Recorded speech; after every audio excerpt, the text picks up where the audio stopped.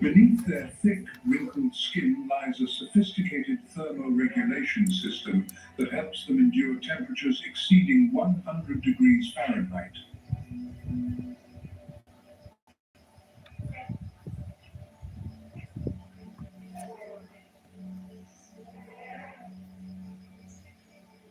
Those wrinkles are not signs of age. They are cooling channels that retain moisture and dissipate heat 10 times more efficiently than smooth skin.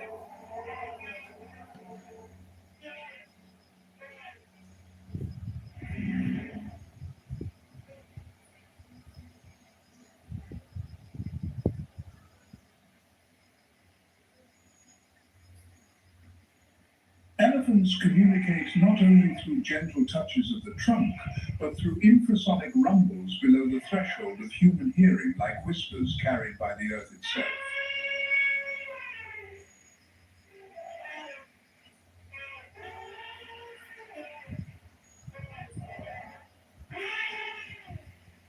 These deep, resonant calls travel up to 6 miles across the ground, creating a vast, invisible social network.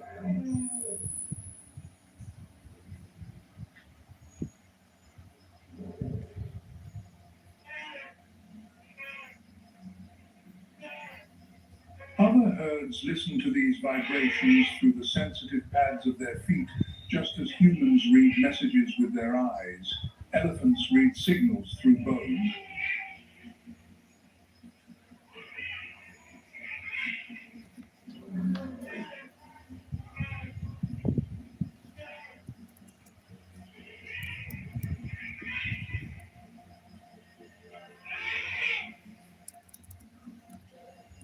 Ahead of them lies the Great Chode River, a perilous challenge on the journey to find sustenance.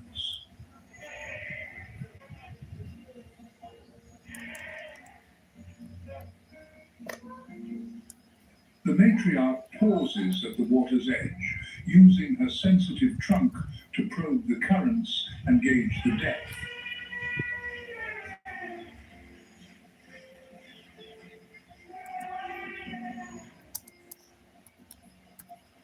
She has crossed this river dozens of times, each crossing etched in her memory, knowing precisely where it is safe and where crocodiles lurk.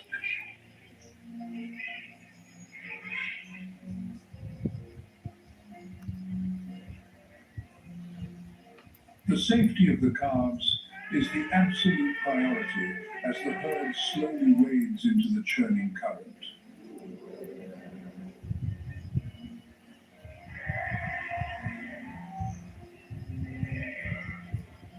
When the water rises above the heads of the young, their trunks reach skyward like snorkels, an innate instinct passed down through thousands of generations.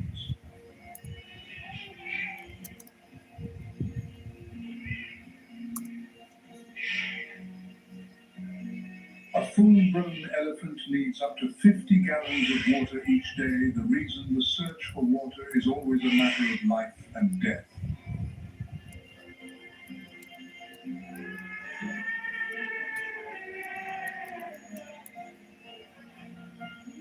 The adults form a solid ring, shielding the next generation from the dangers lurking beneath the surface.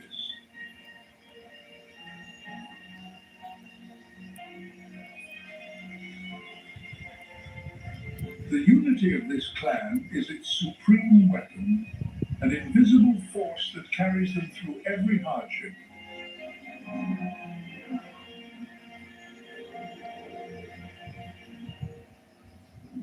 Having crossed the turbulent Chode, the family intertwines their trunks in a gesture of trust and triumph.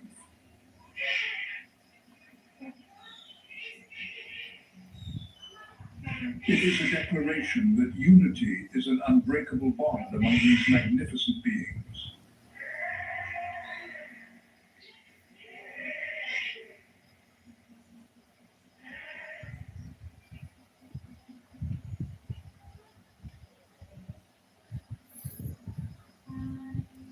Leaving the elephant's serene world behind, another society operates chaotic, treacherous, and no less flawed.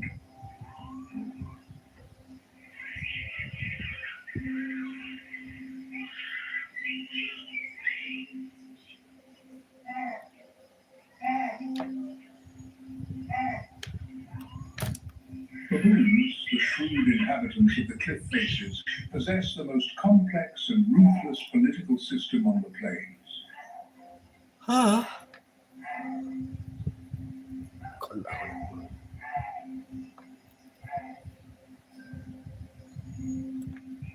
If elephants are the aristocracy, then baboons are the parliament where every seat of power comes at a price.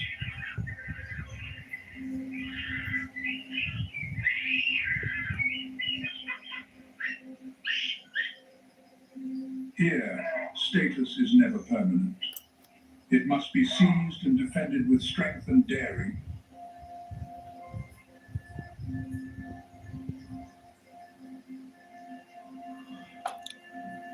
The dominant male strides with authority, bearing canines as long as daggers to deter any thought of rebellion.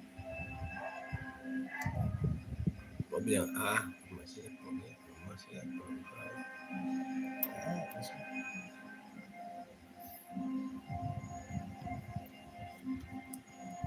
With dozens of distinct vocalizations, they have built a sophisticated language, every shriek, every bark carrying a specific message.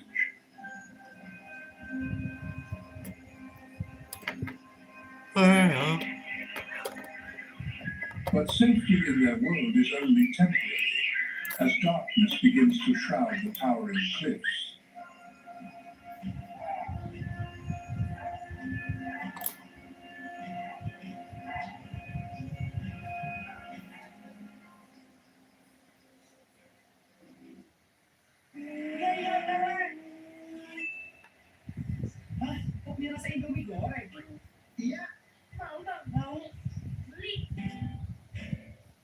Aroma dan rasanya legend banget. Baru kopi rasa Indomie goreng.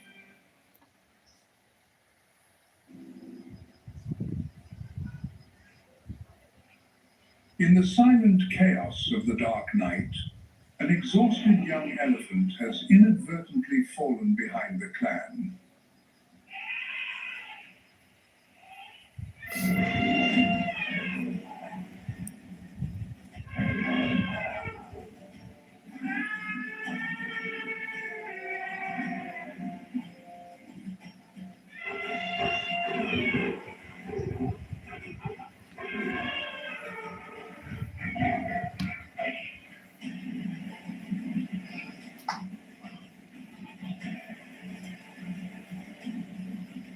A brief encounter with a lurking predator ends in silence, leaving a painful void for the following day.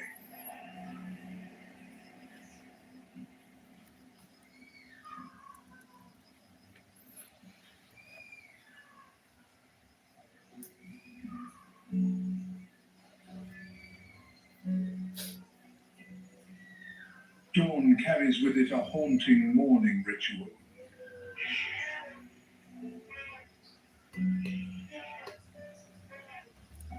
The entire herd gathers around the remaining traces.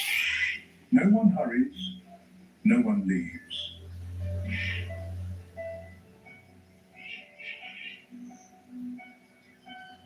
They gently touch the ground with their trunks, a quiet farewell to a fallen companion.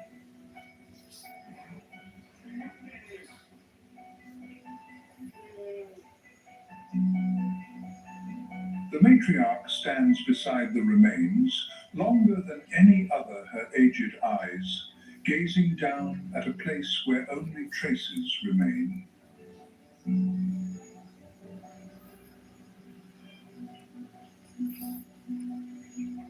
Scientists have documented elephants returning to visit the bones of deceased herd members years later, a behavior that science has yet to fully explain.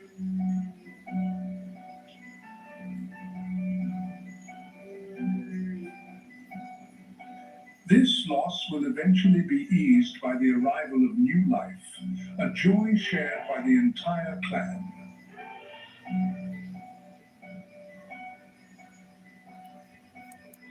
Tiny, inquisitive trunks explore a new world, learning the language of tenderness and strength under a watchful guardian.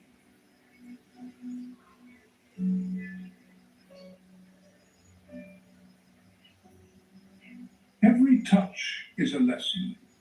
Every vibration is a memory. بس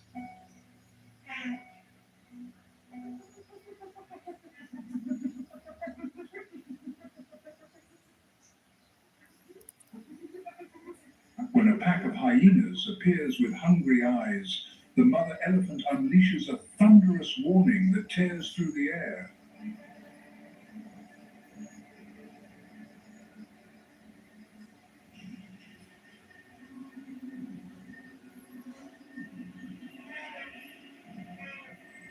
The herd swiftly forms a living fortress, an impenetrable wall shielding the smallest member.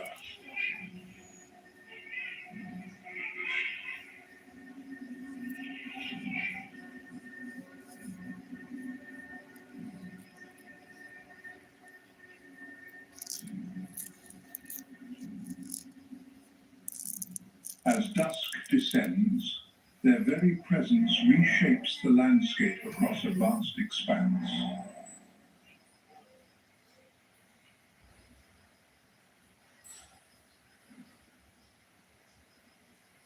By toppling trees and opening clearings for new grass to grow, they are the ecosystem's engineers maintaining the heartbeat of the entire land.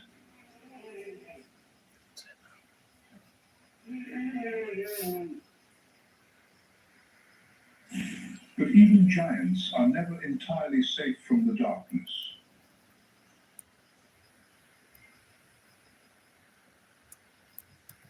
A strange scent drifts on the wind, a signal to move, not a signal of safety.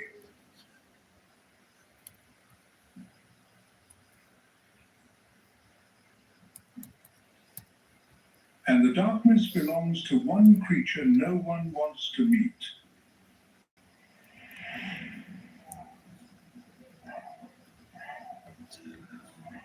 High above the sheer cliff faces, the Baboon society faces its own brutal trial in the night.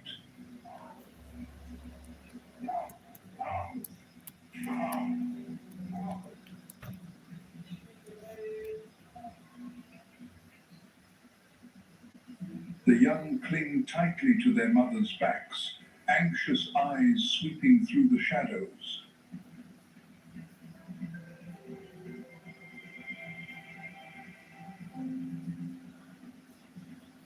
A leopard conceals itself among the foliage, its golden eyes glowing like two burning amber stones locked onto an exposed target.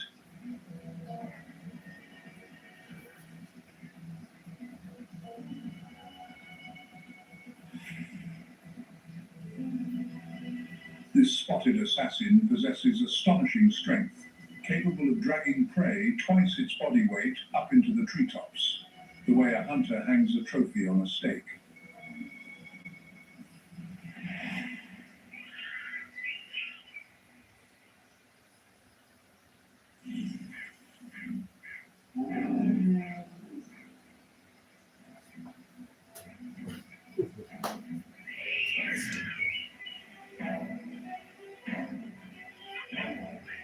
A strike,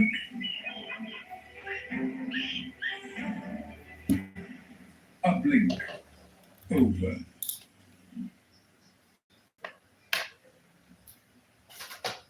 Pandemonium erupts through the troop, alarm calls tearing through the night forest.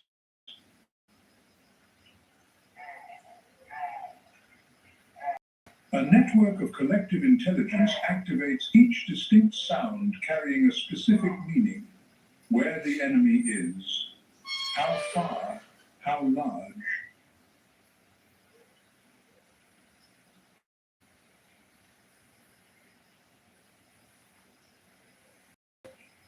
The leopard carries its prize to the highest branch beyond the reach of any hyena, any lion.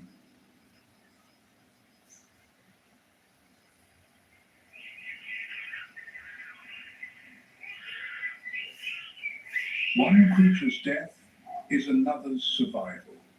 Collective intelligence is the only thing keeping baboons alive through every night.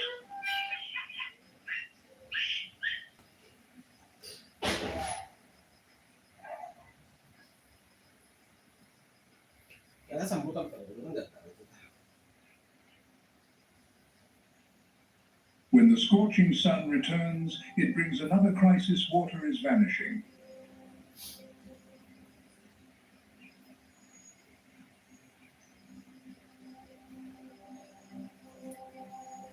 The sun drains the last lifeblood of the land. The rivers are running dry.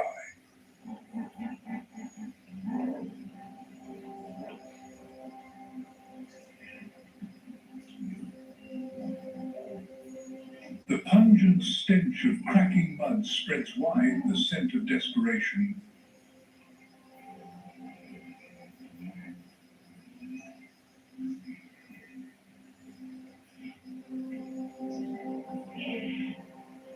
Amid pools of thickening sludge, the battle for survival rages with unbridled ferocity.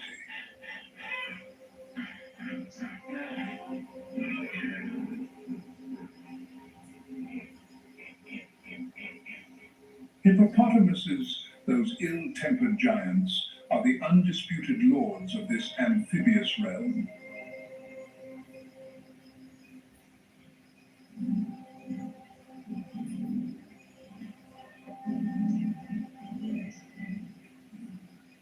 Their sluggish appearance on land stands in stark contrast to their terrifying agility beneath the murky water, like a freight truck suddenly transforming into a submarine.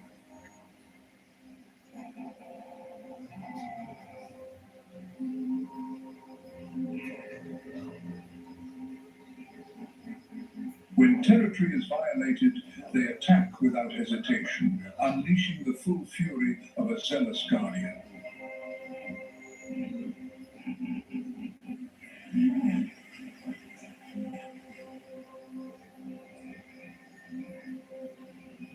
A colossal mouth with a bite force reaching 1800 psi, stronger than a lion's, serves as a lethal warning to anything that dares approach.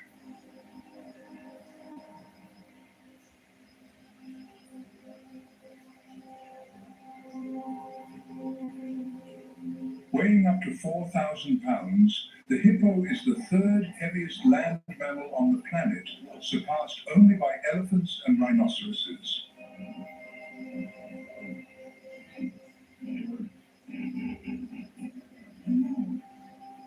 A prolonged yawn is no sign of relaxation. It is a display of power, a moment that reveals canines measuring up to 20 inches long.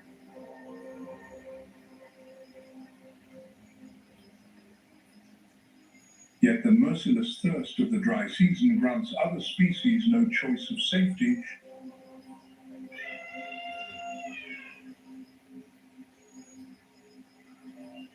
It compels thousands of creatures to gamble with their lives for the last precious drops of water.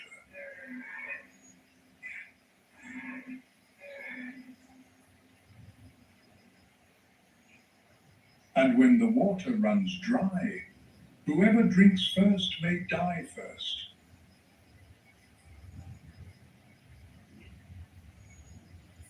A herd of zebras approaches the water's edge with instinctive hesitation, their ears in constant rotation, scanning for the faintest disturbance.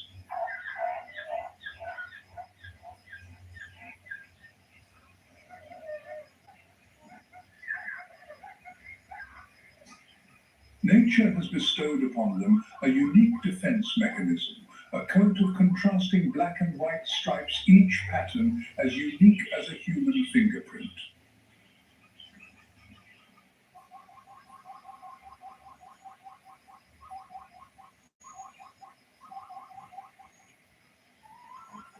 When moving together as a unified mass, these stripes create a peculiar optical illusion, an effect scientists call motion dazzle.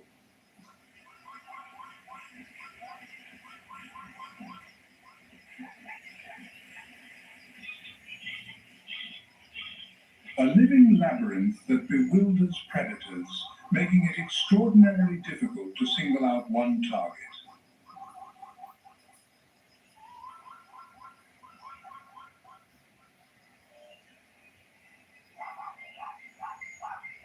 But beneath the water's mirror-still surface, ancient killers wait with infinite patience.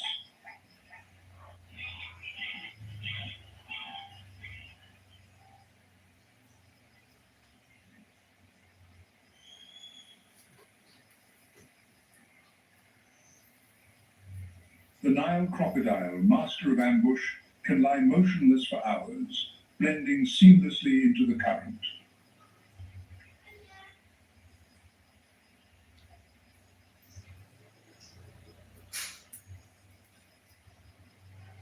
It requires no cheetah's speed, relying instead on supreme patience and a bite that crushes all resistance.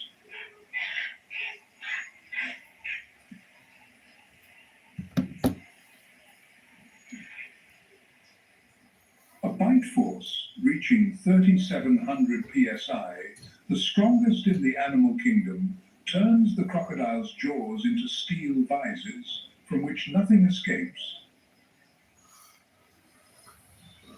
Ah. A species virtually unchanged for hundreds of millions of years, living proof that perfection needs no further evolution.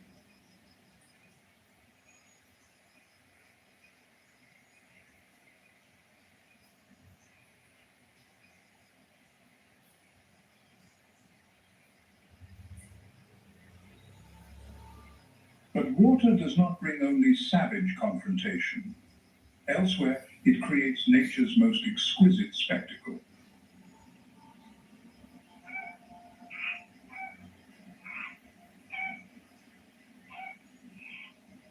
At remote alkaline lakes where no fish can survive, a vast ribbon of pink gently descends upon a mirror-still surface.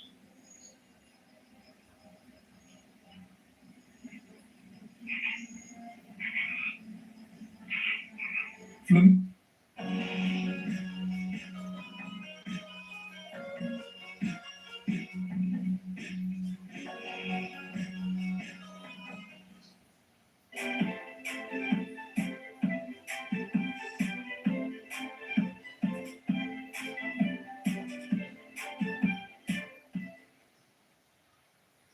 Flamingos, dancers of the sky, gather by the millions, transforming a dead lake bed into a living stage.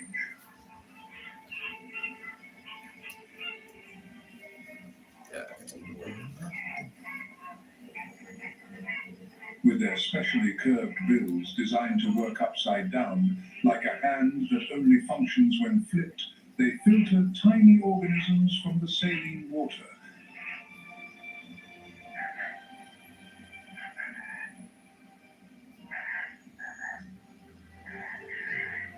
That vibrant pink plumage is not innate. It comes from carotenoid pigments in the algae and crustaceans they consume each day. You become what you eat, quite literally.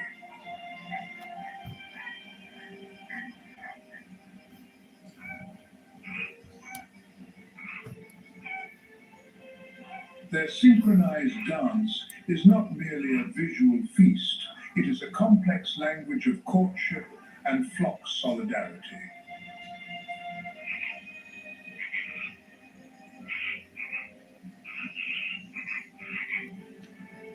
When tens of thousands of wings beat softly in unison, the air itself vibrates in a symphony of color and sound.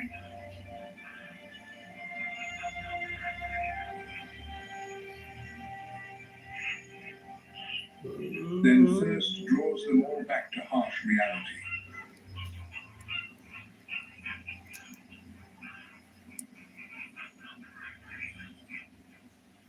From the pink hues beneath the water, our lens rises gradually upward to the domain of Africa's most iconic living monuments.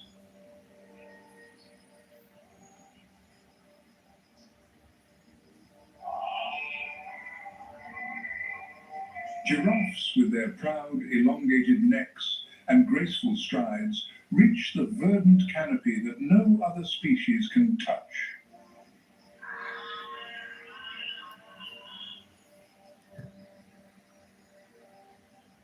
Calm, gentle in appearance, but never mistake elegance for weakness.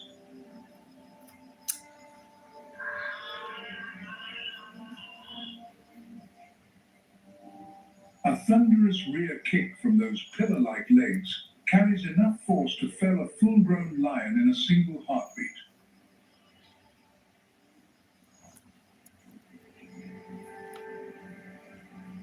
They can run at speeds of 35 miles per hour, fast enough to outpace most pursuers.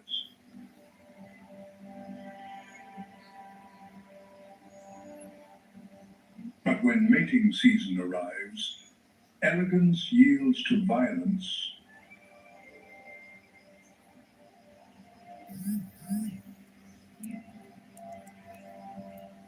Those long necks become weapons, and what follows is one of the most dramatic contests on the grassland.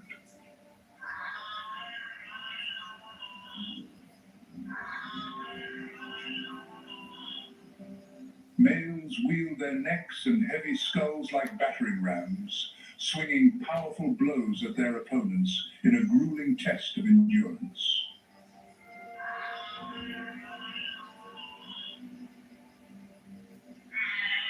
The dull thud of impact echoes like war drums. The victor claims the future of the bloodline.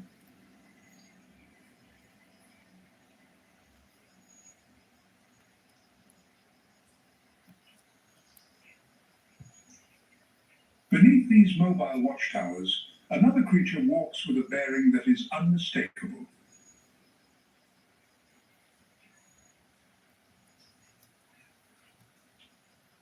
The Kori bustard, the heaviest flying bird on Earth, is the embodiment of poise and majesty amid the windswept grass.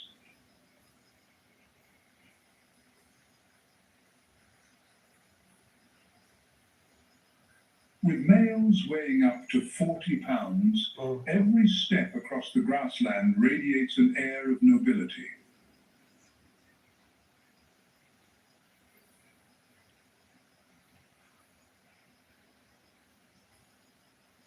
During courtship, the male performs a spectacular display, inflating his throat to 4 times its normal size, forming a billowing white balloon.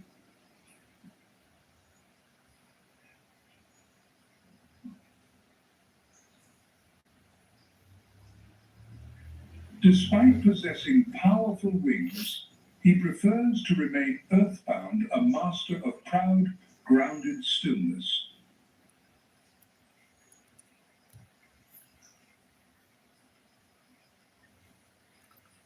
As the eagle's shadow still glides across the sky, another urgent rhythm rises from below.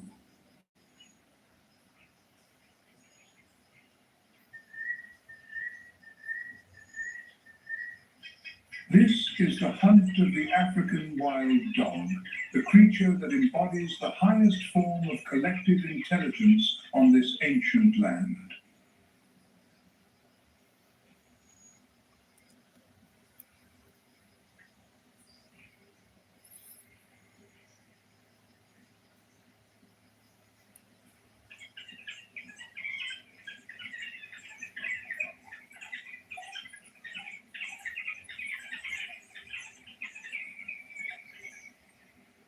Without the brute force of a lion or the cold solitude of a leopard, their supreme weapon is teamwork.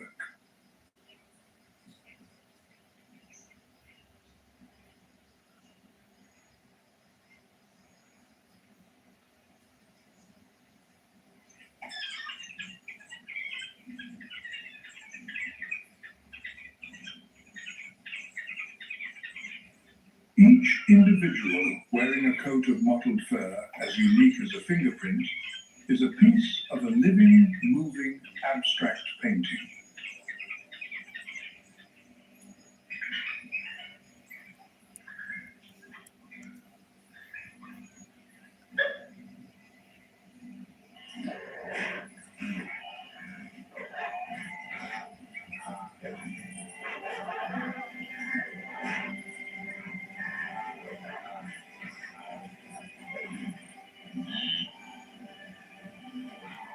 Their success rate reaches 60%, the highest of any large predator in Africa, double that of the lion.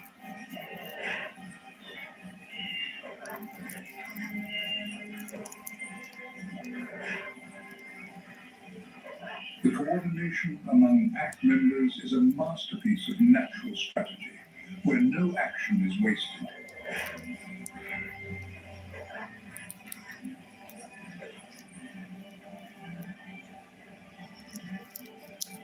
When one dog tires, another seamlessly takes the lead, a perfect relay system requiring no signal.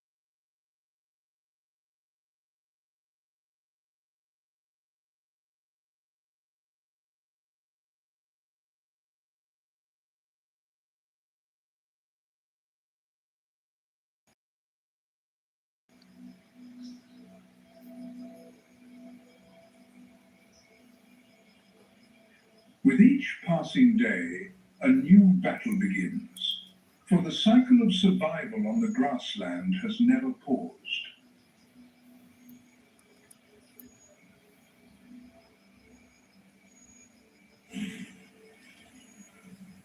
Life and death are woven tightly together, crafting a poignant saga of resilience beneath the blazing sun.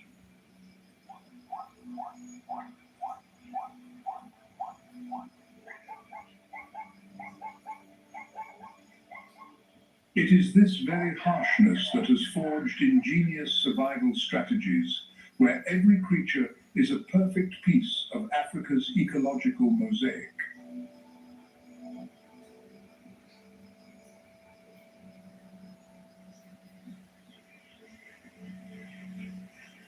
But this land is steadily shrinking. Climate change, human hands, and indifference.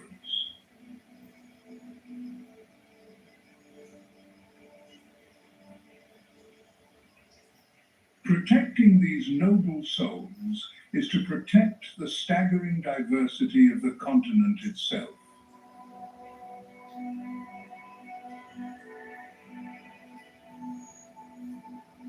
Africa is home to more than 1,100 species of mammals, richer than any other continent on Earth.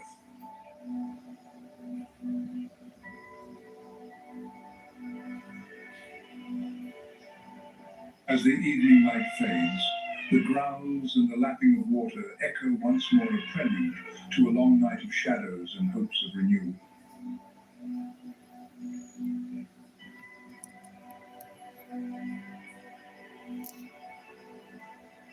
On this ancient land, every drop of water carries the breath of life, and every footstep engraves a memory of courage.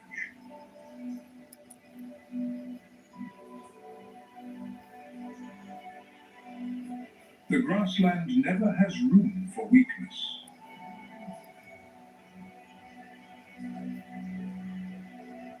But it always opens its door to those who rise.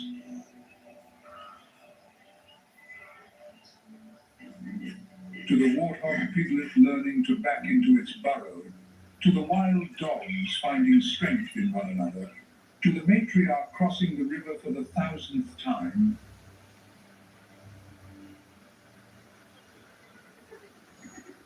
This is the legacy of the Dark Continent, where life never surrenders.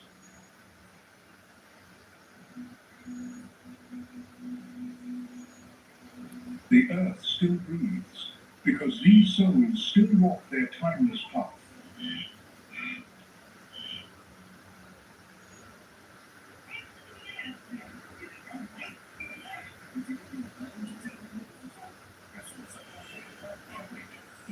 Mudah, 15 menit, mudah-mudah tanpa gojek. Segampang itu nyuci muda kalau ada Proclean. Real Ninja 100 bisa apa? Dipakai dari pagi sampai malam. aja. Tetap smooth, buat multitasking. Kemana aja. Kenapa ini? Aman aja. Kenapa ini? Aman aja. Sampai ke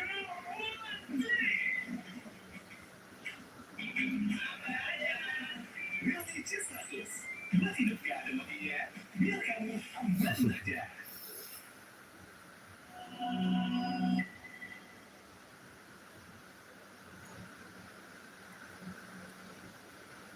Thank you for joining Nature Moments. The natural world still holds countless stories waiting to be told. We will see you on the next journey.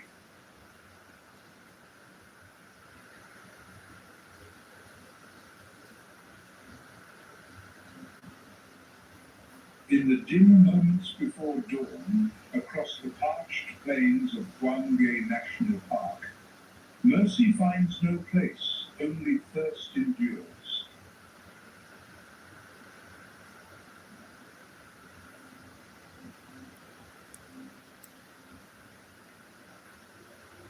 The river's great titan has feasted through the night, far from its watery home.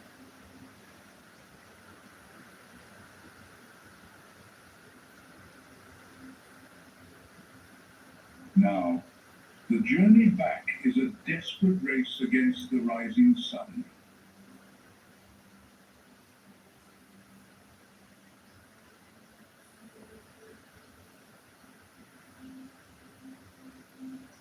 Its skin, unable to sweat, cries out in the heat. A pink, oily secretion offers but flimsy protection.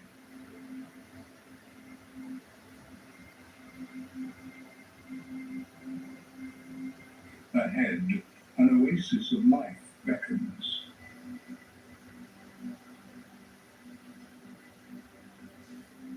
But such a precious resource is seldom left unguarded.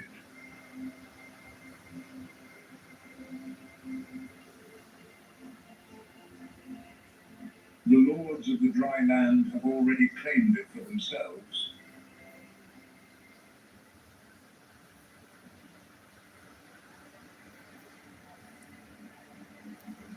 A pride of lions, masters of the ambush, spies the lone traveler's approach.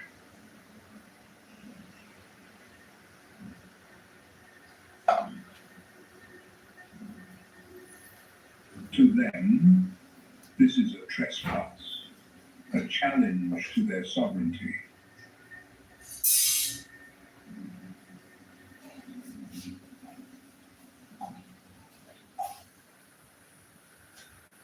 A confrontation is now inevitable.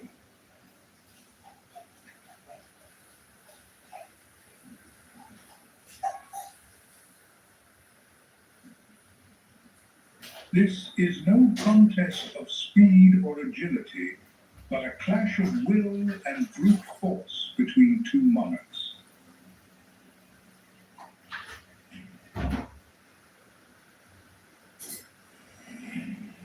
The hippo, a river god exiled on land, does not falter.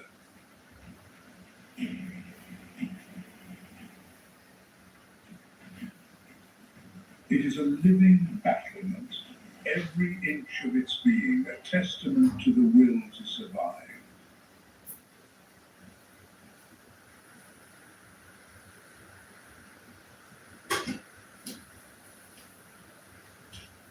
That gait is no sign of weariness, but a formidable roaring.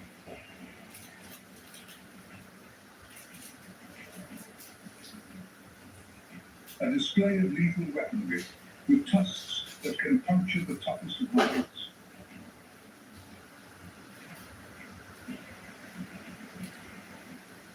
The lions, ever the strategists, understand the risks involved.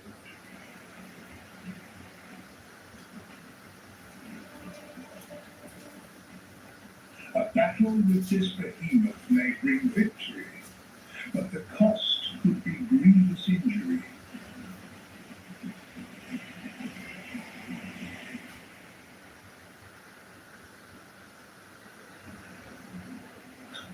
Steadfast resolve prevails.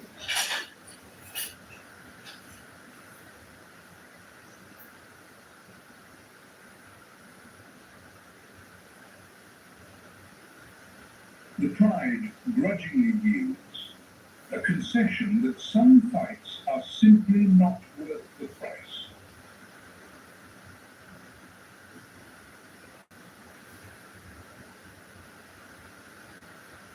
The great Titan has won its passage.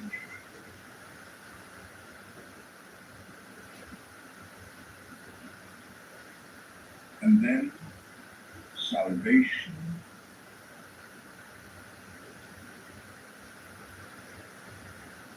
The cool water embraces a weary body.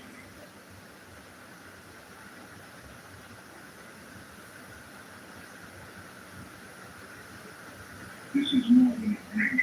It is a homecoming, a rebirth into its own liquid kingdom.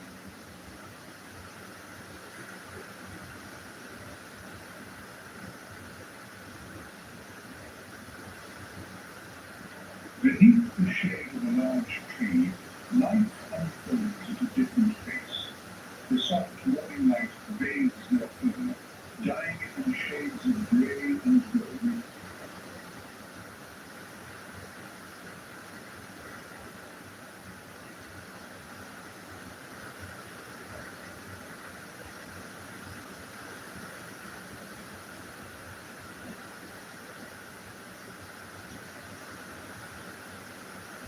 A large troop of Chacma baboons is sitting.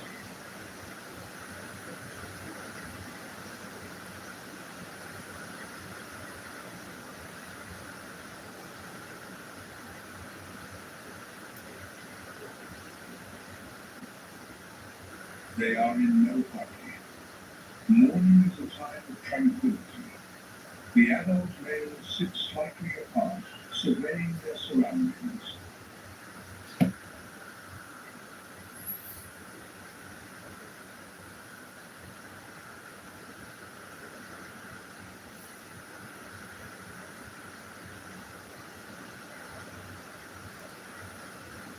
Females gather closer to the trunk, cradling their young. They play, tumbling in the grass.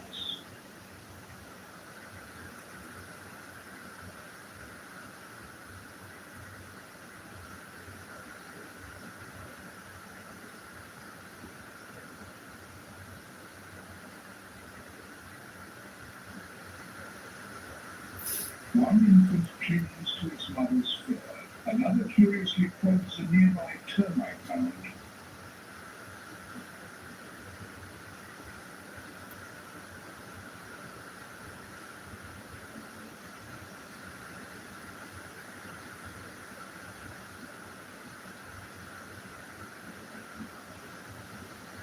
Baboons will sometimes break them open, searching for termite larvae, a protein-rich breakfast.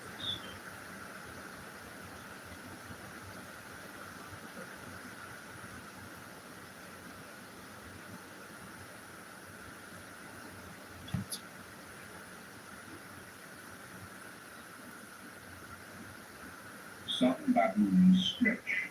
One leisurely grooms its neighbor, searching for tiny parasites in its fur.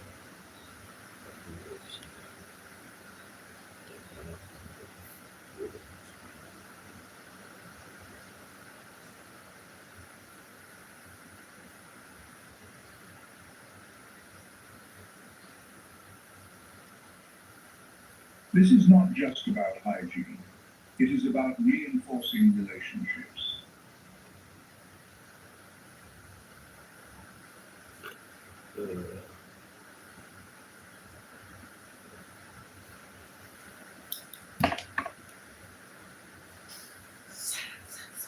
In baboon society, everything is built on affection, hierarchy, and a silent exchange of signals.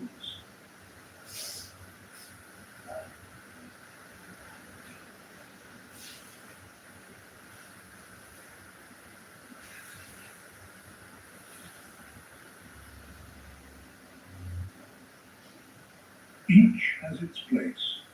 The alpha male, experienced and strong, may sit aside, but his presence is felt by the entire troop.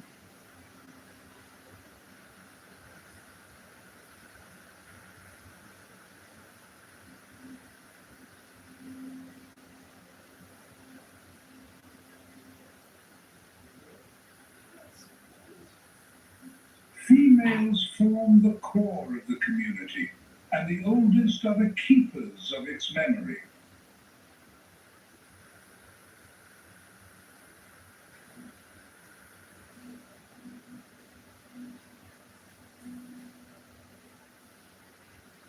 While the sun begins to scorch the grass, it is still cool beneath the tree.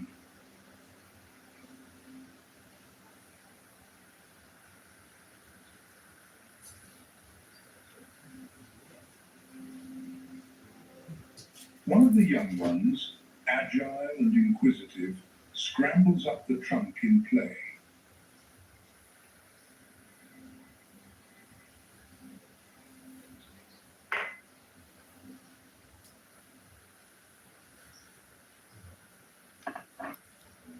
No worries, no rush, just movement, life, and a warmth that intensifies with each passing hour.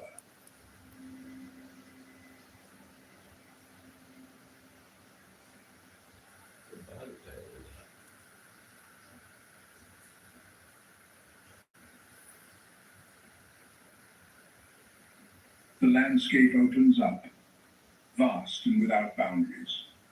Where the waterhole ends, infinity begins.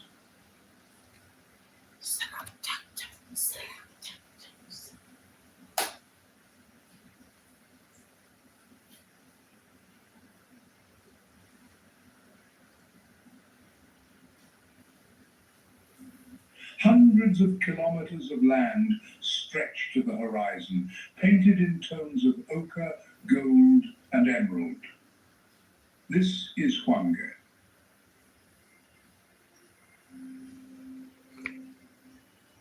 Luangga.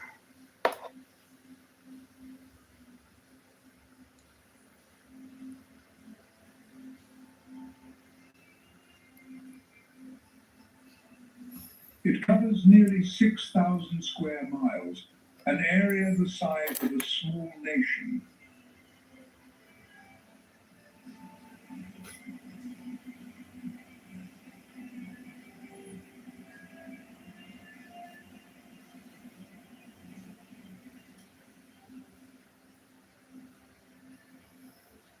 Zimbabwe is a country of contrasts. Mountain highlands and sand dunes, dense forests, and arid savanna.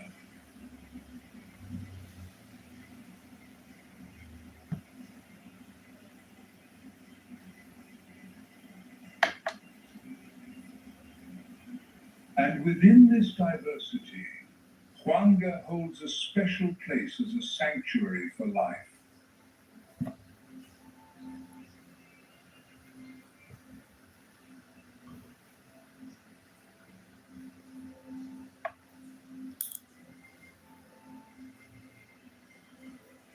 The canopy offers shade where the world can hide and rest. Here, mopane trees grow, their leaves a deep, rich green.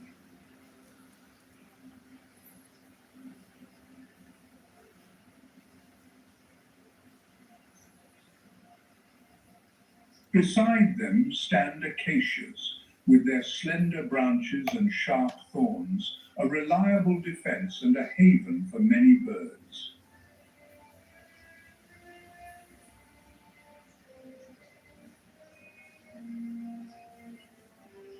Where the land becomes more arid, one finds the baobabs, living monuments of time.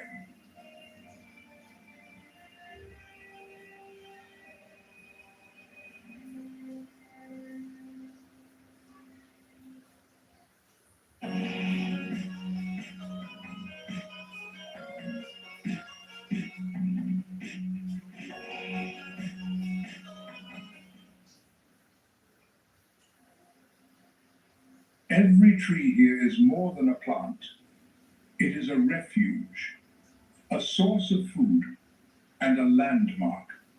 It is home.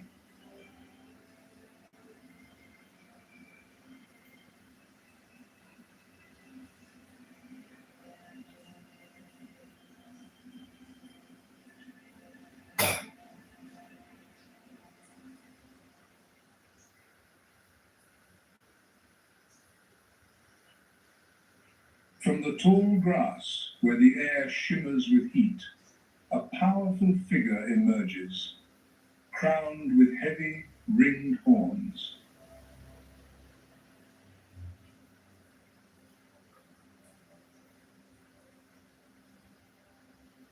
It is the waterbuck, one of Hwanga's most recognizable inhabitants.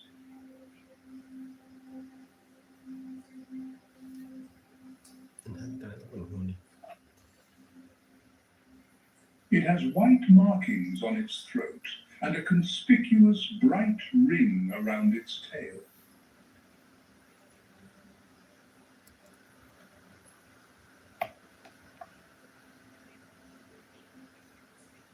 The waterbuck lives near water.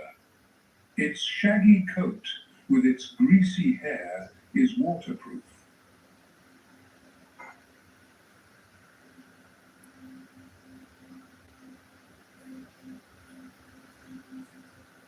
If danger is too close, it prefers to plunge into the water and swim rather than engage in a fight.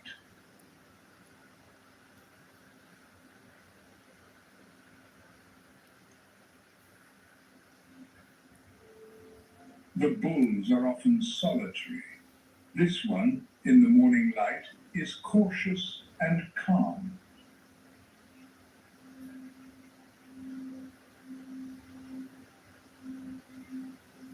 But when another appears nearby, a spark ignites between them.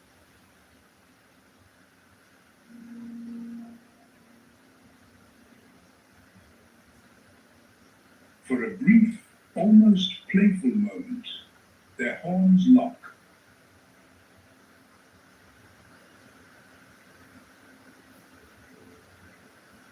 This is not anger. It is a test. Who is stronger?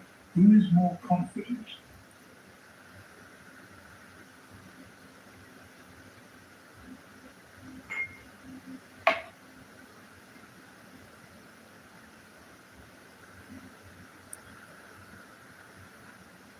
And a little further on, like a phantom, another figure glides.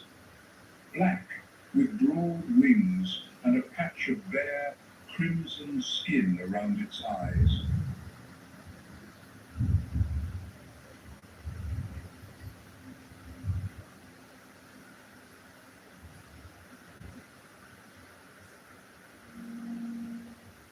Play.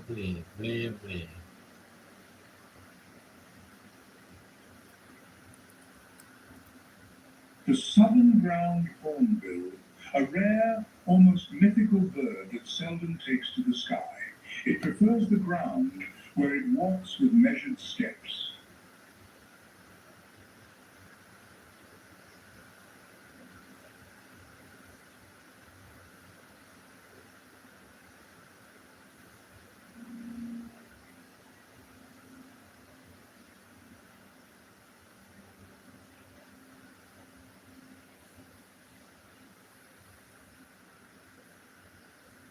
It may seem clumsy, but its bill is powerful and its eyesight keen.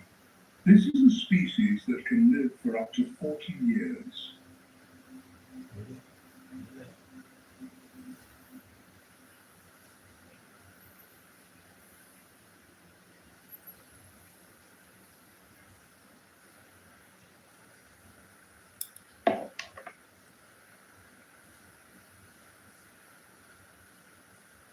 At the water's edge, a lone tree leans towards the water, its branches spread like open palms.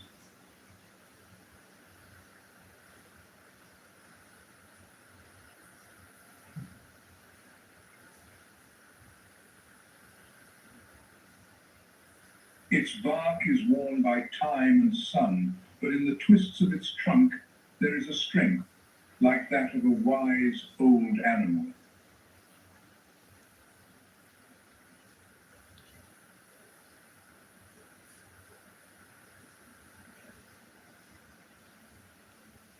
Here there is no haste, only the moment and the light. The water is still, its surface a mirror.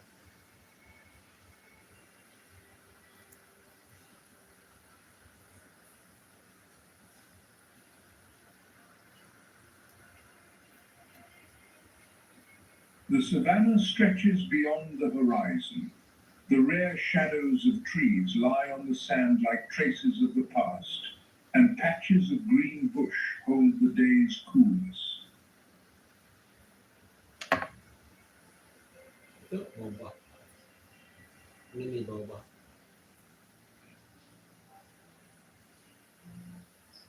In this palette is all of Africa, the ochre of the earth, the gold dust on the branches, the silver of the trunks, the blue of the water, and the endless sky. Green.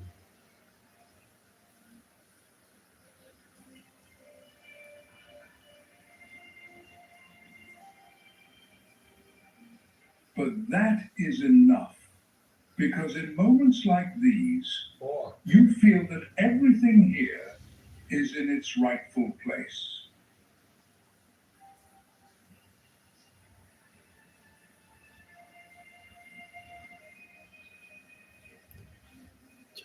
And every tree, every footprint in the sand, every glint of light is part of something greater.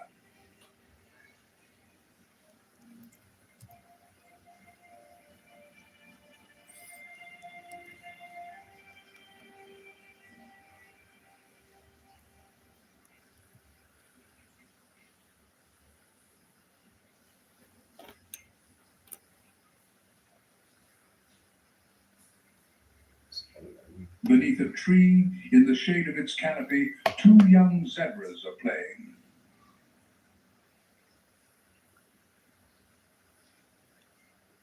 This is not a quarrel, but a training game.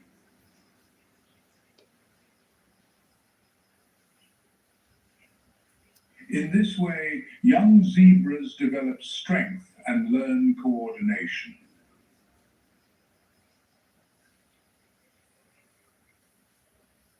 One gently nips its companion's neck, the other responds with a soft push. It is all a part of communication, a way to strengthen their bond.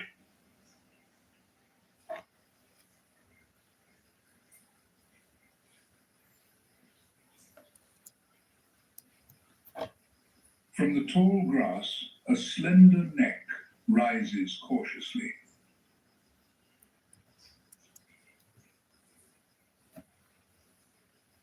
A young giraffe emerges from the sea of gold.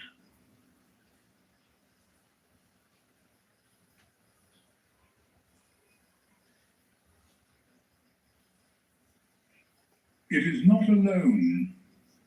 Beside it stands its mother, tall and attentive.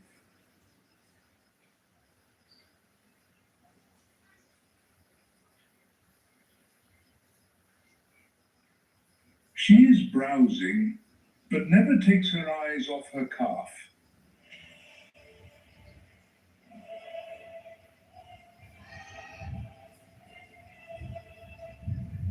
Only a few hours old, on unsteady legs, the world is a landscape of potential threats.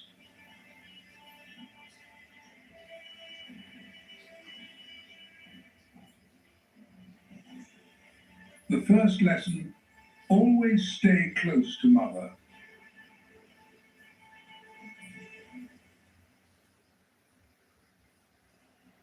But they are being watched.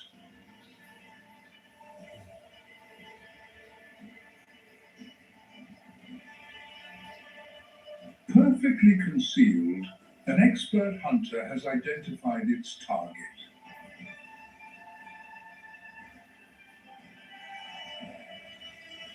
For the lioness, such youth is a fatal weakness.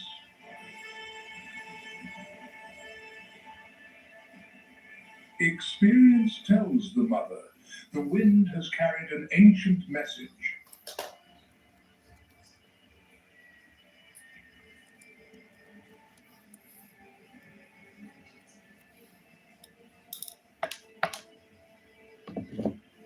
The scent of an enemy.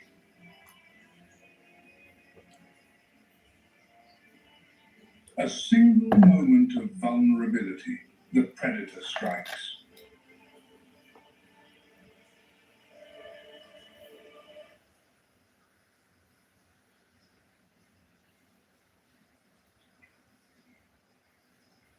In the midday shade, as the ground heats up, a giant approaches the water's edge. An African elephant, slow, confident, and majestic.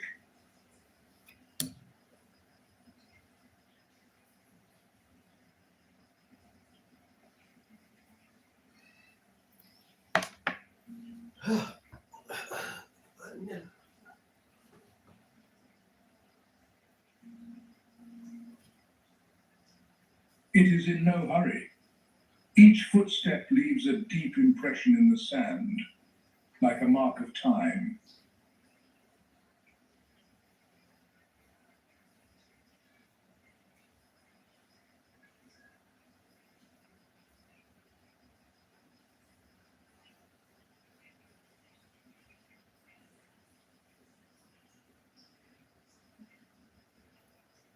Hippos, submerged almost to their heads.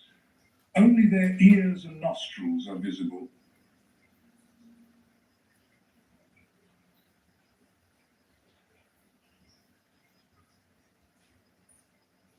They move gently, with a solemn grace, like guardians of the water.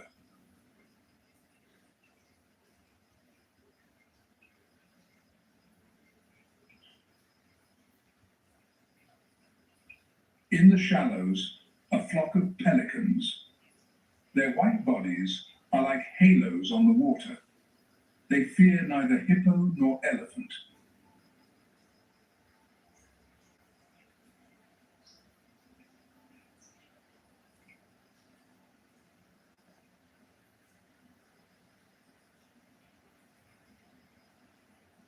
Between these three species, there is a strange but understandable balance.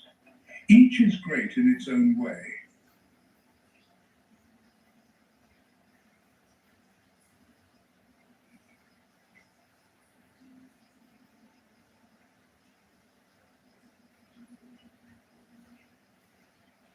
While the elephant drinks, raising its trunk and spraying water, the hippos sway gently in the deeper parts, and the pelicans continue their hunt.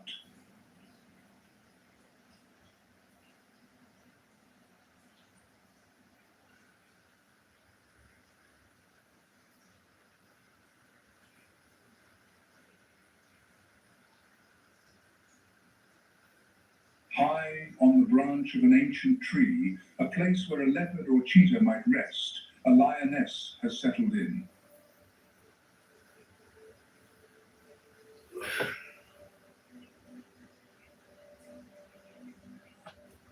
A rare sight, but this predator is no stranger to heights.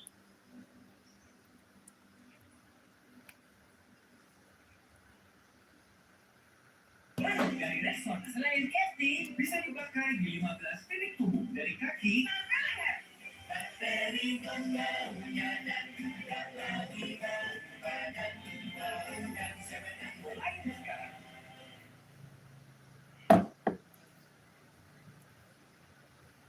It has climbed the thick branch with ease and lies there comfortably.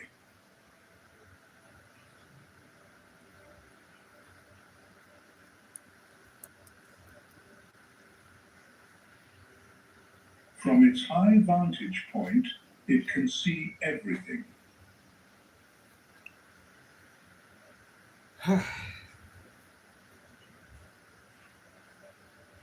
Movement, shadow, scent. Kalah kayak It does not sleep, it surveys its domain. set pertama agak mudah bagi dia ya, tapi set kedua, Below, ketiga kayak amongst the dry grass, a familiar figure appears, the young giraffe. The very same one. The lioness slowly rises. Selepas pertandingan ini akan ada pertandingan antara Anthony Sinisuka Ginting without sound. melawan Siyuki, unggulan pertama asal The China. grass falls silent. The air goes heavy. Ya, kita akan melihat pertandingan antara This is the Siyuki second melawan chance of Anthony the day. Ginting setelah pertandingan antara pemain Thailand berikut. It moves low and sinuously, becoming part of the landscape itself.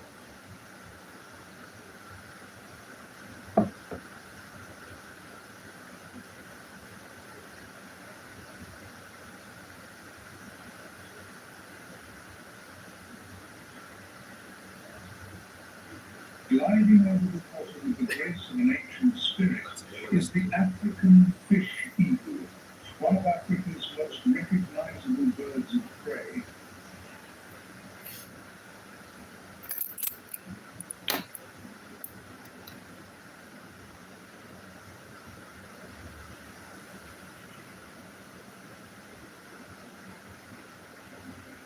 Mereka sudah But its spectacular dive is cut short.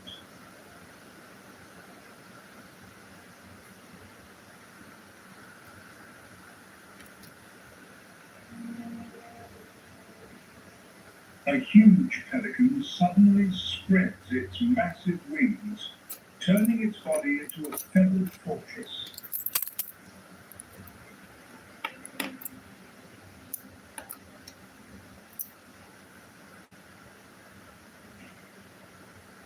Speed confronts bulk.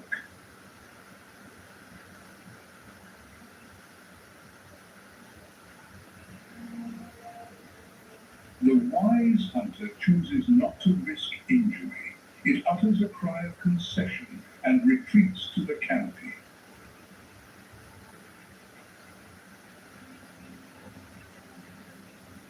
cuma ni mana jalan mana ya buat komisi pengenalan. In a flash of silent drama, the water hole now belongs to the pelican.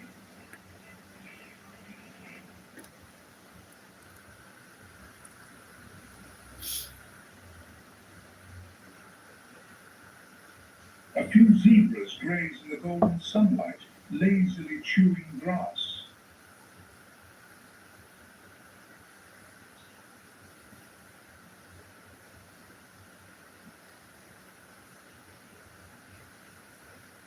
Nearby, at the water's edge, young baboons are at play.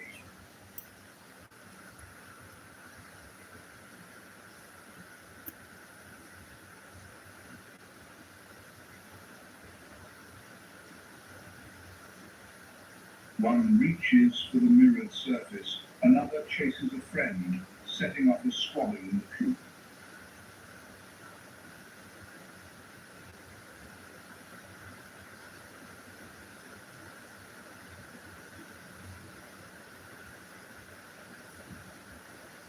But suddenly, there is a swift movement in the air.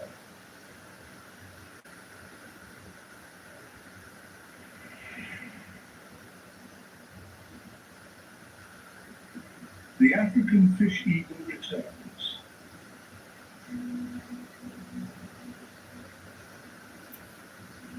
It seems it has not forgotten being robbed of its fish by a pelican moments ago.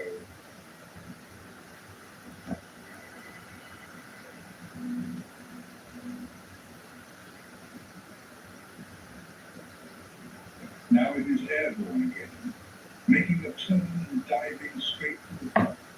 The pelicans sound the alarm.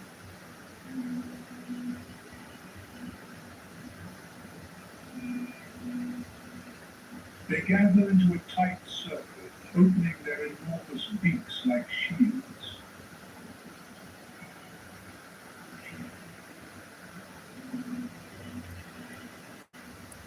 The eagle, at the last second, veers away and, after a graceful move over the water, calmly perches on a nearby tree.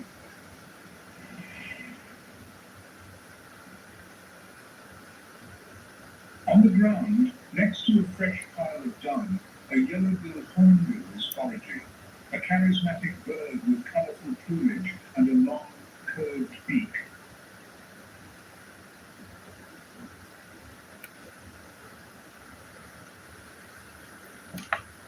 These birds do not hesitate to seek food in the most unlikely of places.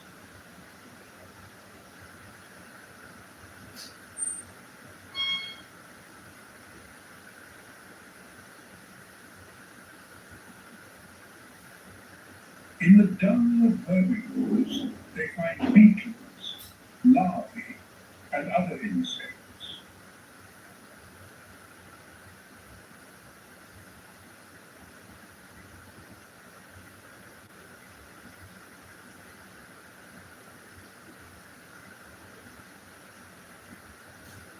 Yellow-billed hornbills are extremely observant. They often follow herds of animals, taking advantage of the insects stirred up by hooves and tails.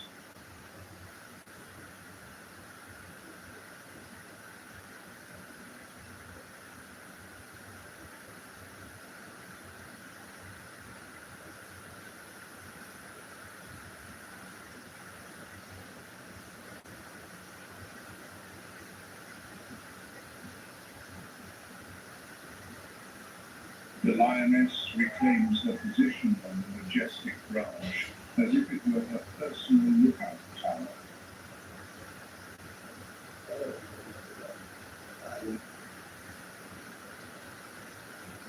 Her failure with the young giraffe has not dulled her predatory instinct.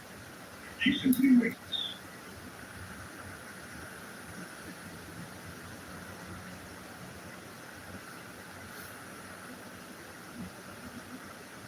Oke guys, di sini hujan lebat. Bagaimana dengan cuaca di kota She Anda? has a commanding view of the entire Waterfront and the movements of the Savannah.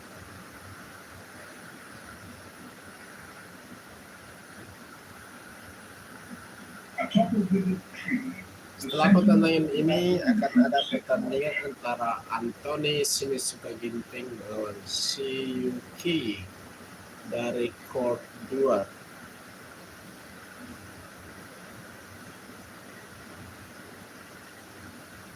The posture is expressive.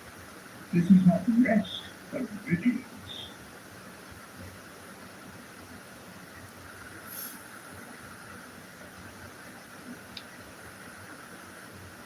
Their high position gives them a clear advantage. From up here, everything that happens on the plain is visible.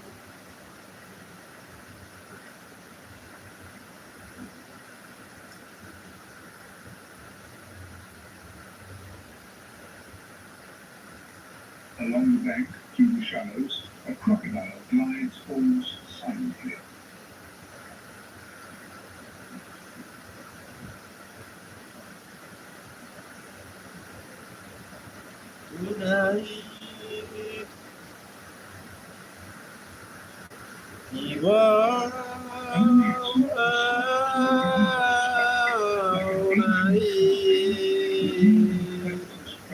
Divine.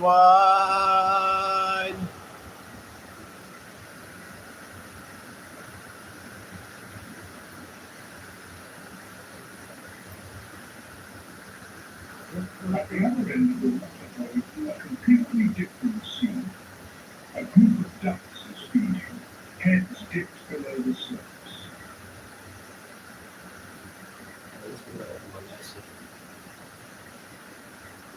They upend themselves with the skill of acrobats, gathering food from the bottom.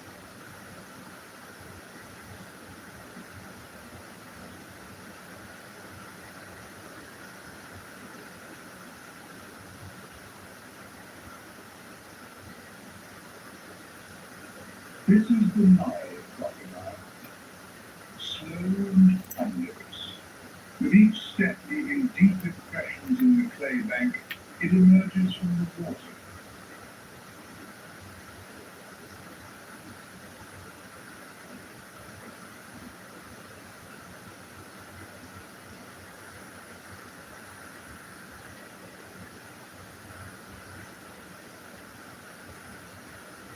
Beneath its scaled armor is the power of up to half a ton. Adults can weigh from 800 to over 1,500 pounds.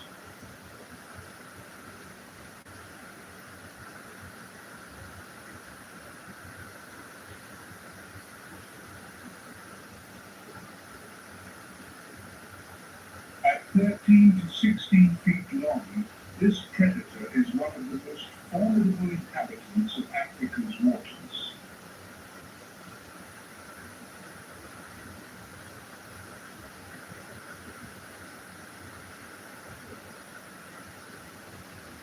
And not far off, crowded on the bank, zebras are drinking, unconcerned, absorbed in their thirst.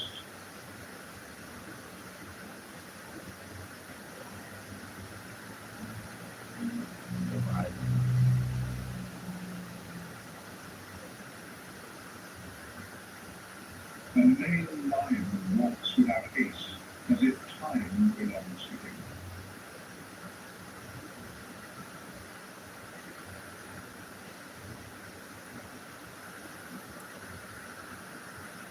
His thick mane ripples in the light breeze, and his amber eyes gaze forward with confidence.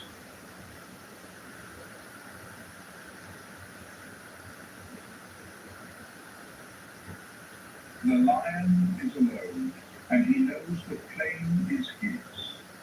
But if you look closely, he wears a collar.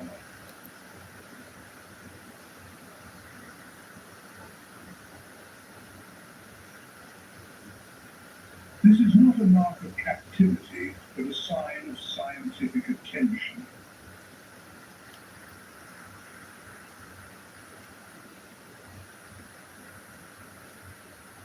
A GPS device allows scientists to track the predator's path across the savannah.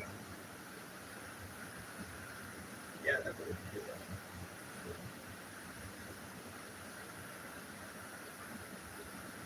Where it travels at night, where it crosses the boundaries of unfamiliar territories.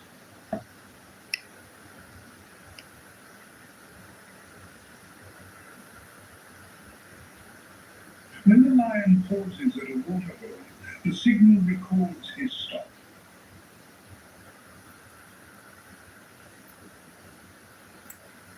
When he moves stealthily in the night, the device transmits his route.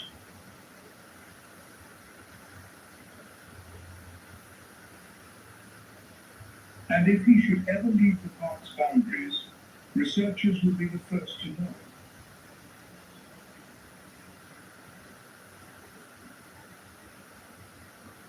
He himself does not know he is being watched, and that is as it should be.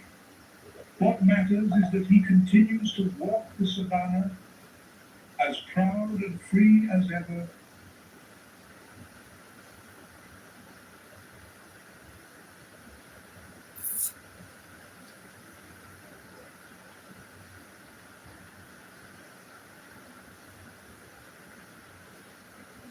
The saddle-built stork is already there.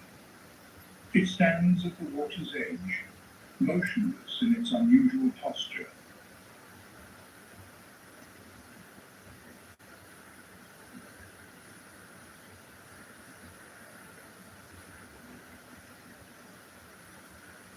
Its legs, which seem to bend forward at the knee, give its silhouette an almost surreal appearance. Ada yang lebih Chinese ya katanya.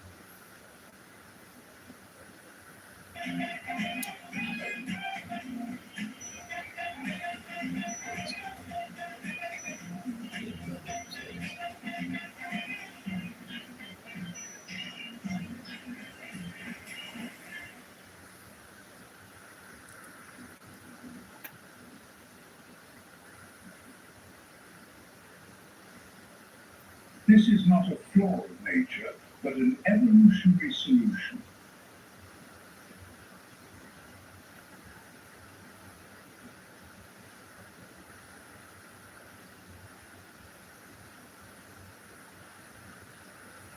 In birds, the limbs are constructed differently, and what looks like a knee is actually their ankle.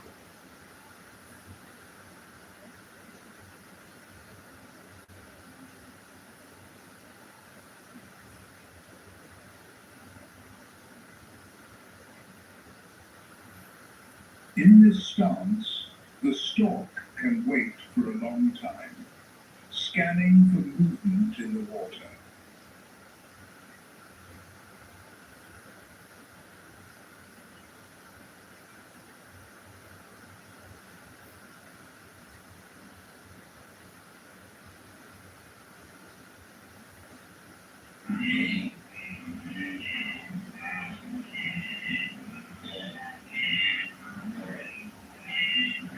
To the bank comes a great herd of wildebeest, ponderous, crowded into a dense mass of horned shapes.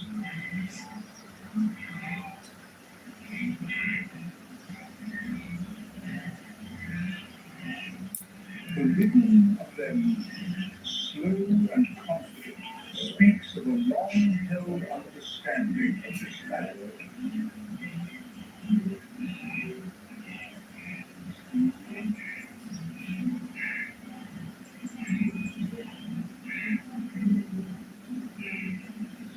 Some drink, some watch, but the group stays together like a single organism.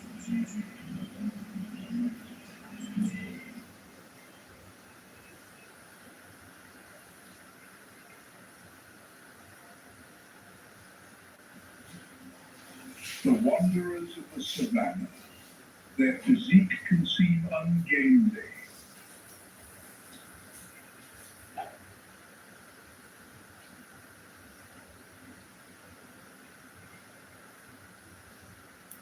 But behind this awkward exterior lies a perfect adaptation for long journeys.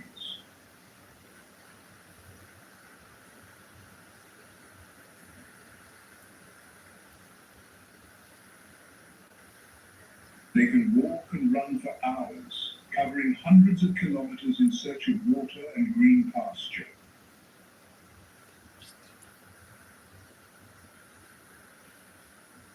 The wind stirs their shaggy manes.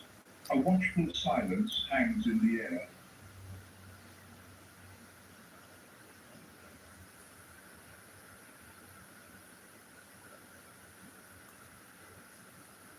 On the golden grass, set apart from the other creatures, two secretary birds wander like a pair of scouts.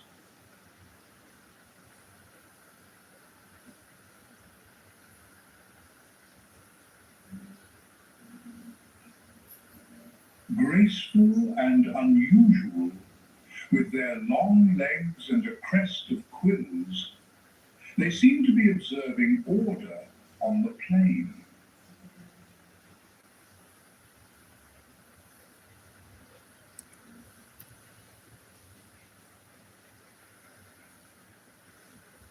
Namun drama oke. In fact, these are not secretary birds, Just but corybusters, Africa's heaviest flying bird.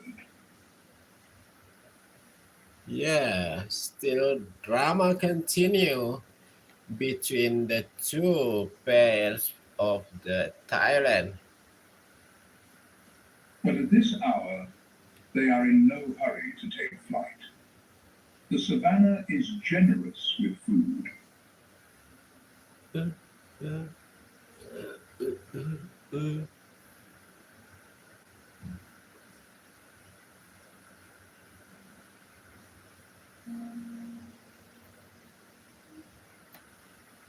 Despite their weight, these birds can fly, but they do so reluctantly.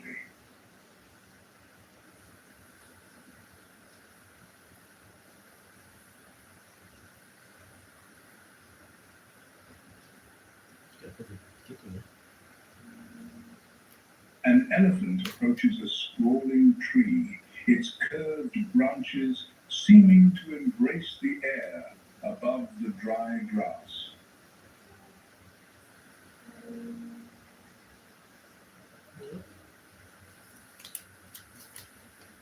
It inspects the trunk as if considering which side to approach.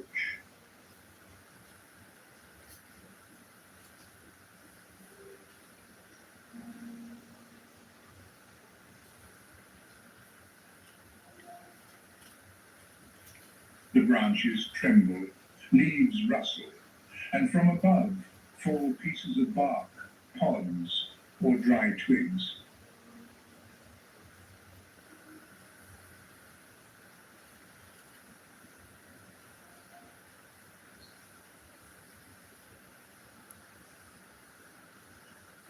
The elephant picks them up, nudging them gently with its trunk, as if aware of the value of each piece.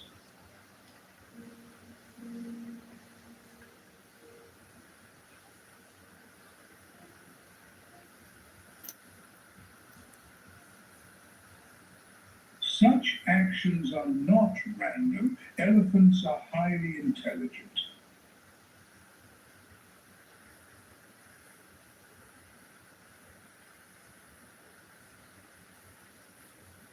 They remember waterholes that dry up only once in decades and can lead their herd to a hidden source many kilometers away.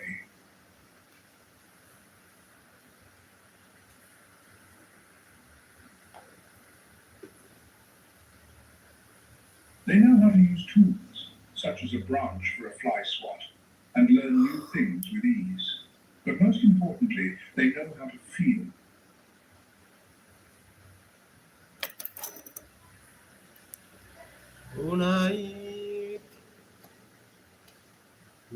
When an elephant shakes a tree, there is no anger or randomness in it.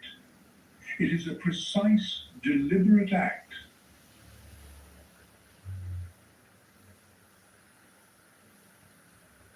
Near the water's edge, there is noise and merriment. On a slope, as if on a playground, a group of young baboons is frolicking.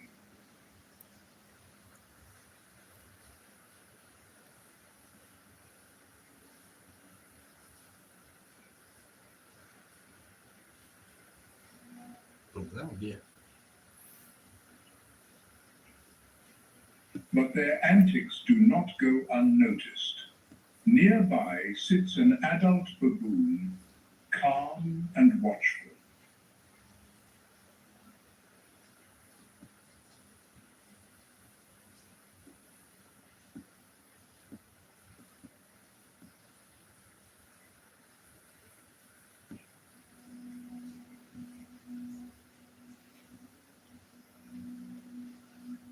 It is like a stern minder in a nursery. It stays slightly apart, but its every glance is meaningful.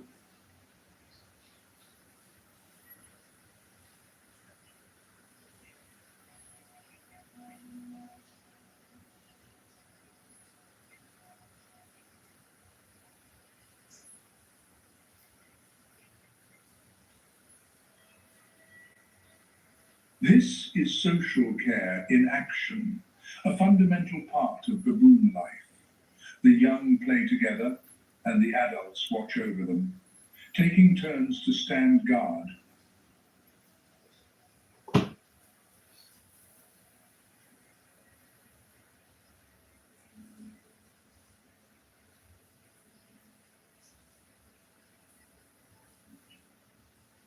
The sun sinks towards the horizon, and across the savannah, long, soft shadows fall.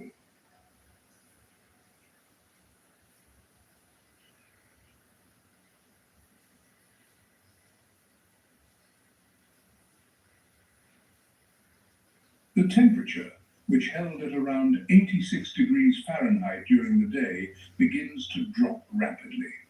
By dusk, it is already near 64 degrees.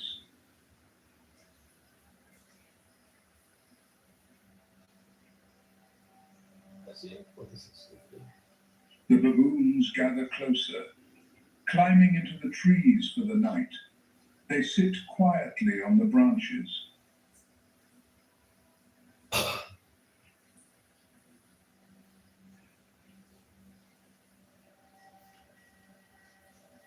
The pelicans, having found a secluded inlet, stand still in the tall reeds, like white stones.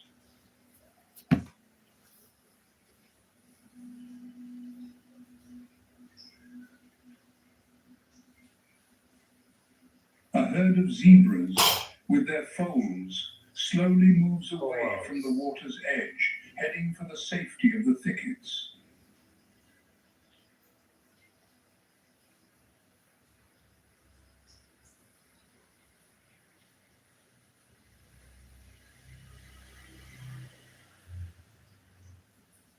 The wildebeest lie down on the ground in a dense mass, their ears pricked towards the open plain.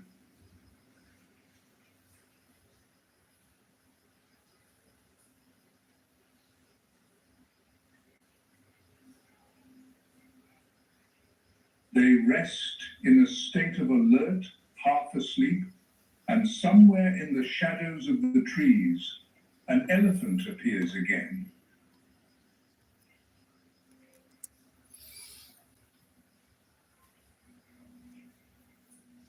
It walks slowly along a dusty path, feeling the ground with its feet, as if testing its mood.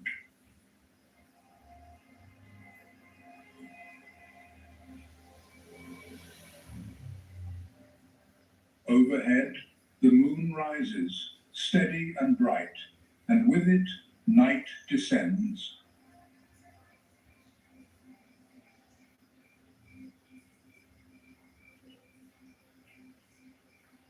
And so, another day in Hanga comes to a close, a day in which every creature has found its place.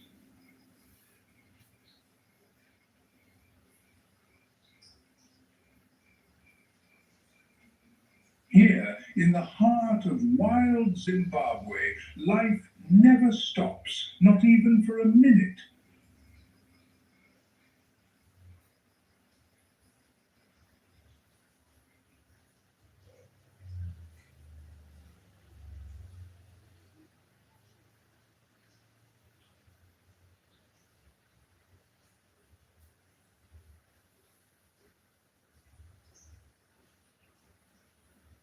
On the horizon, a group of animals appears breaking the mold of all other predators.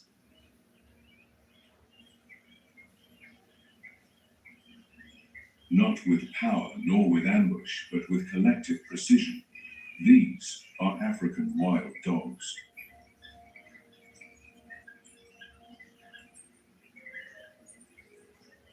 Weighing around 66 pounds with long legs and large rounded ears, these hunters may not impress at first glance.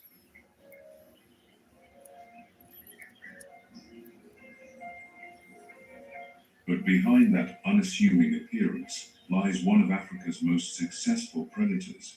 The secret is the pack.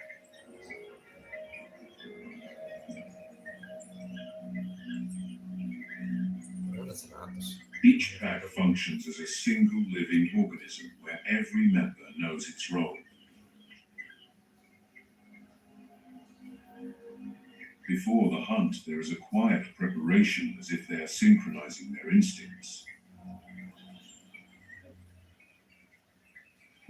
They communicate on the run adjusting positions, encircling their quarry and taking turns in the lead. The prey faces not just speed, it faces a collective intelligence. Their defining trait is stamina. They can run for great distances without reducing their pace.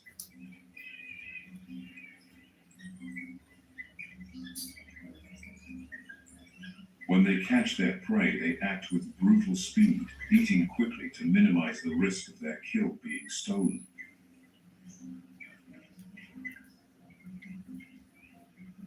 Their success rate can be over 80%.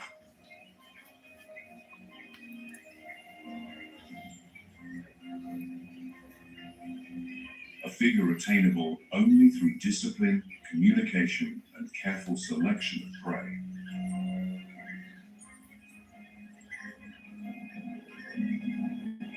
This way of life extends to their social world. There is a dominant pair, but all participate in raising the young and caring for the injured.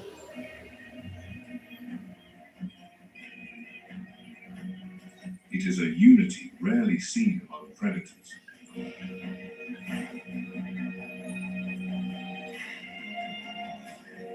They do not need overwhelming strength, they win with strategy.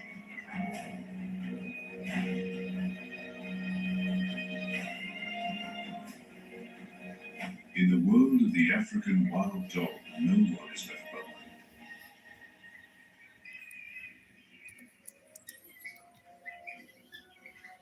Survival is not an individual effort, but a victory for the entire pack.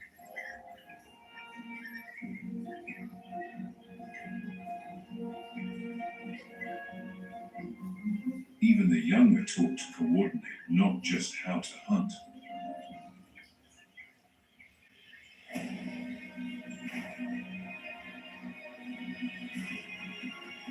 Each day is a test of endurance, cohesion, and loyalty.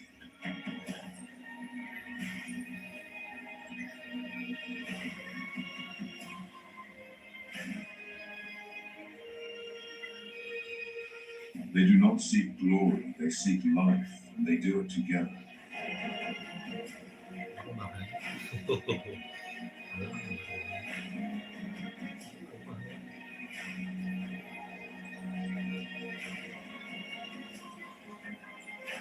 In this land of intense competition, they are a reminder that cooperation is also a weapon.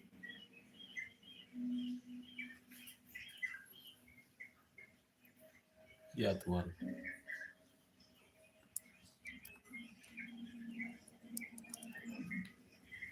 Ya orang gila dia.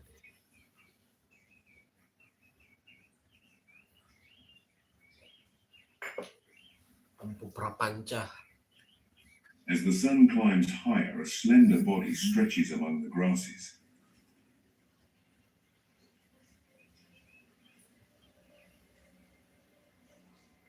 The cheetah does not roar.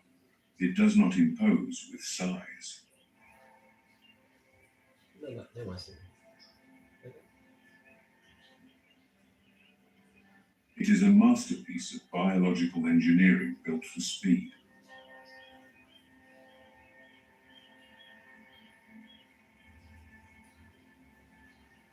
Weighing just over 150 pounds, it can seem fragile.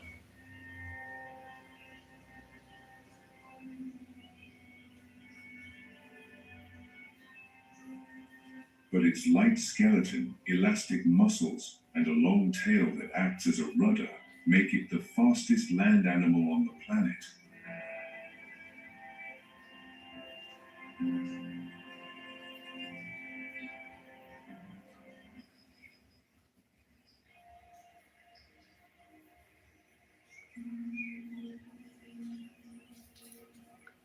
Unlike the unpredictable prey, the Nile crocodile eagerly awaits the grand feast that takes place annually from July to October.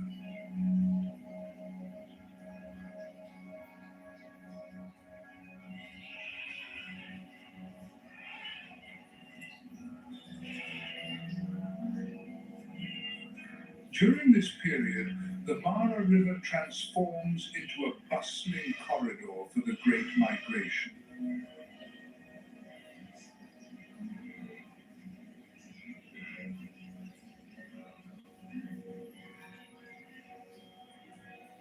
Over 1.5 million wildebeest, along with 300,000 zebras and hundreds of thousands of gazelles, leave Tanzania's Serengeti.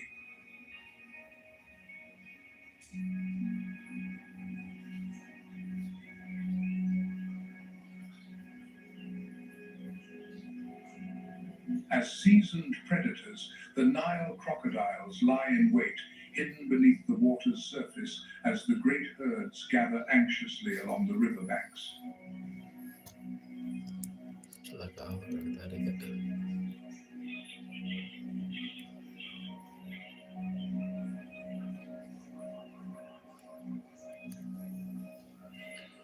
The mortality rate in the migrating herds can be as high as 10 to 15%, with many falling victim to the sudden, brutal ambushes of these ancient reptiles.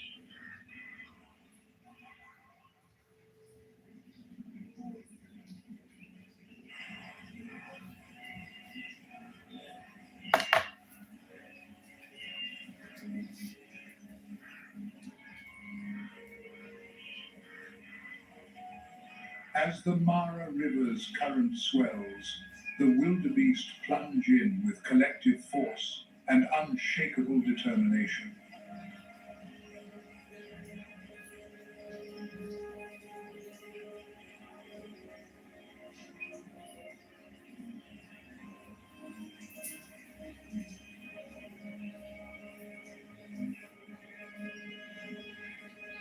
Once a crossing point is identified, the entire herd surges forward like a relentless wave.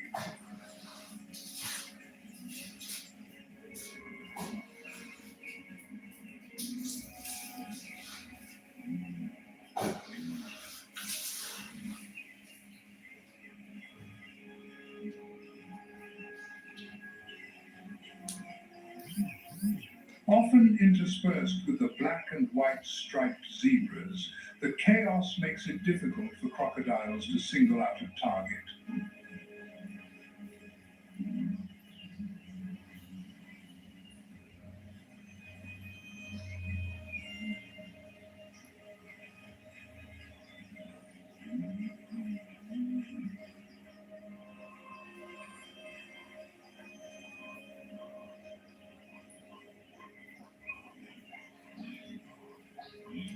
Wildebeest also communicate through warning calls, alerting the entire herd to impending danger and enhancing their collective survival.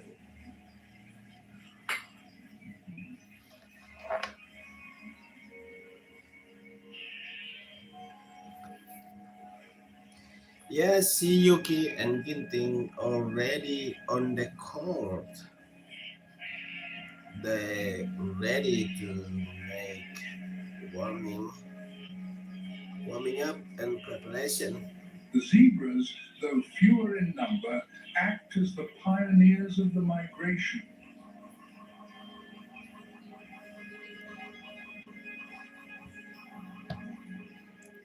They understand that the Mara River is a deadly arena dominated by lurking crocodiles. Locking.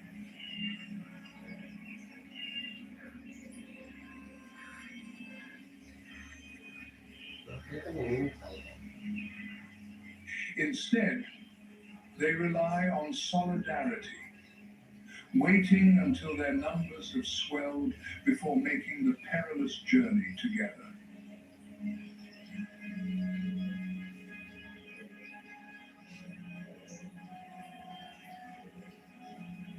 This collective approach forms a moving wall of bodies, reducing the chance of any single zebra being targeted.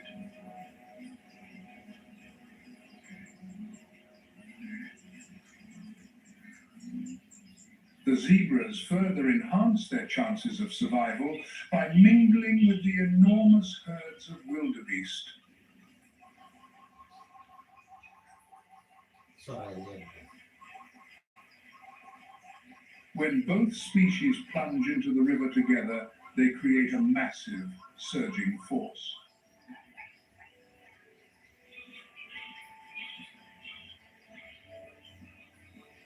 This relentless battle for survival is driven not just by instinct, but by solidarity.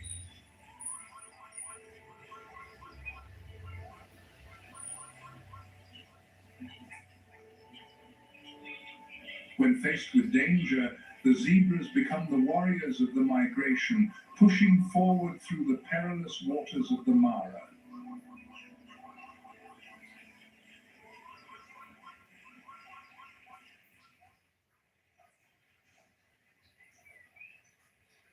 Surviving the treacherous Mara River is just the beginning.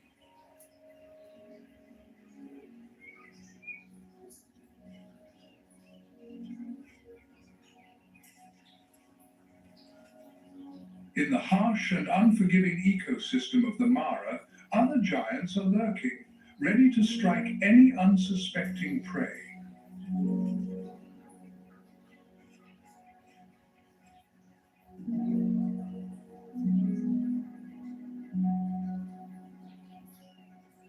The relationship between the Nile crocodile and big cats, like the lion and the leopard, is one of cautious confrontation.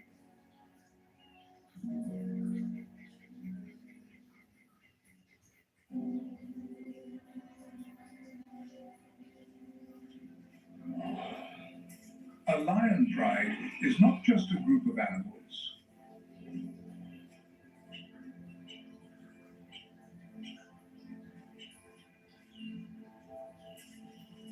It is a highly structured society, typically comprising 10 to 15 members.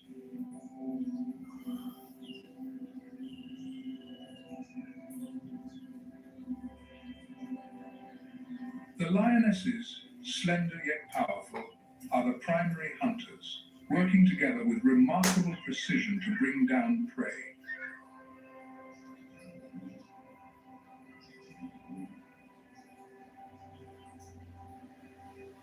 For the lion, every confrontation is not just a test of strength.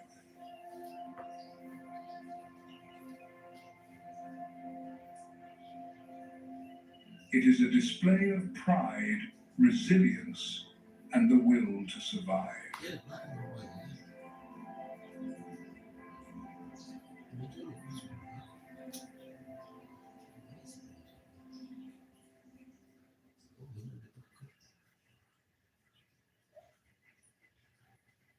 These baboons live in complex groups called harems, which can number over 150 individuals, functioning as small societies with tight-knit structures.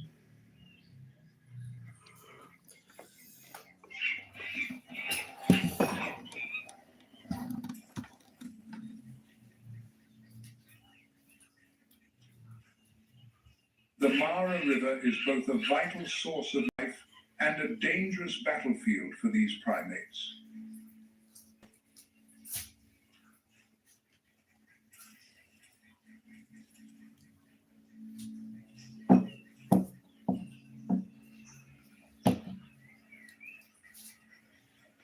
When the baboon troop approaches the water's edge, they remain highly vigilant.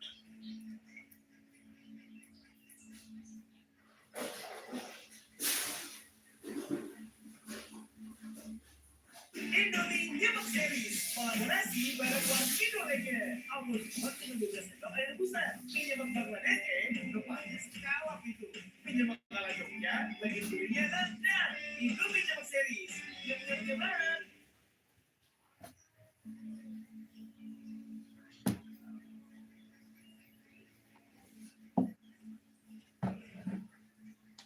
Sharp eyes scan every ripple, and ears are tuned to any unusual sound.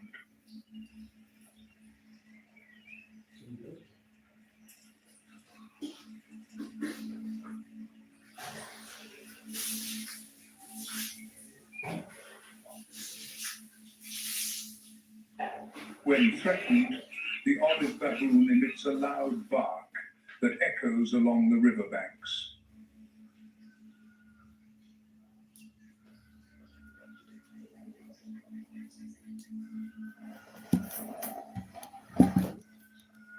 The dominant males react immediately, creating even louder noises.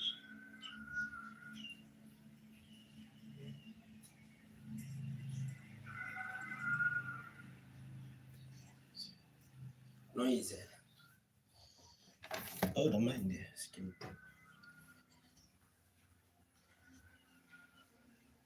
Satu kosong nih.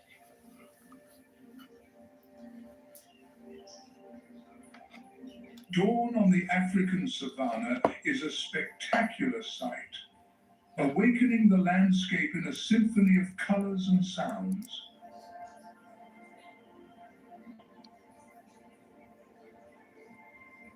Dari mana-mana nih skornya udah langsung 7. Mereka nggak ada pemanasan atau apa ya? As the first rays of Sungguh dawn break over the terlalu. horizon, Ya, sepertinya nggak akan bisa mengimbangi guys pemain veteran. Apakah Ginting sudah termasuk veteran? Yap, sepertinya skor mencolok the akan sky muncul. transforms into a stunning palette of orange, pink, and purple, casting a warm glow over the vast grasslands.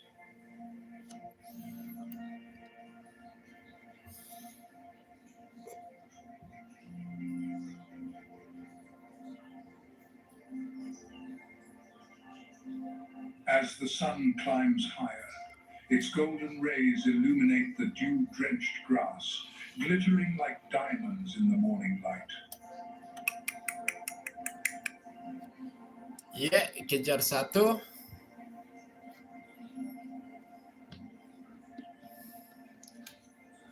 The shadows of the acacia trees stand tall on the horizon, Stand tall in the horizon. Sundoku.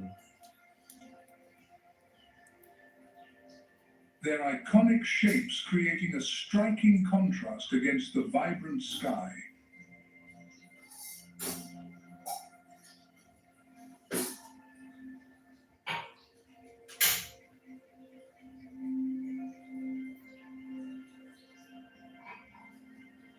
For many, dawn on the African savannah is not just a visual feast, but a reminder of the interconnectedness of life, the beauty of nature.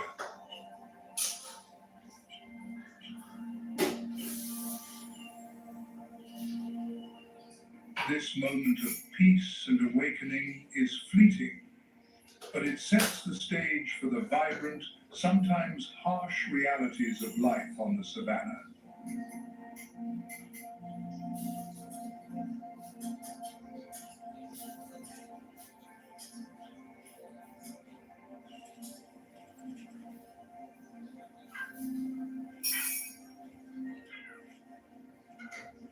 The lion, often called the king of the savannah,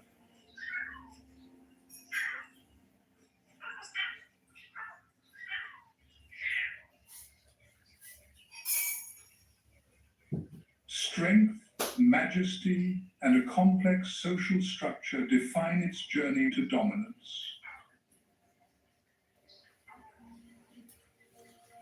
Yep.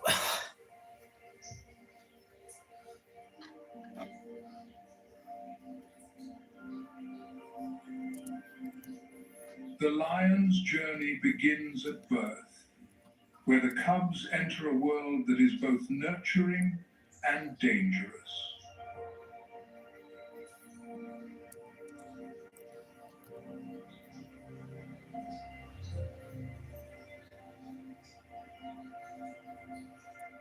Usually born in litters of 2 to 4, these vulnerable creatures are completely dependent on their mother for nourishment and protection.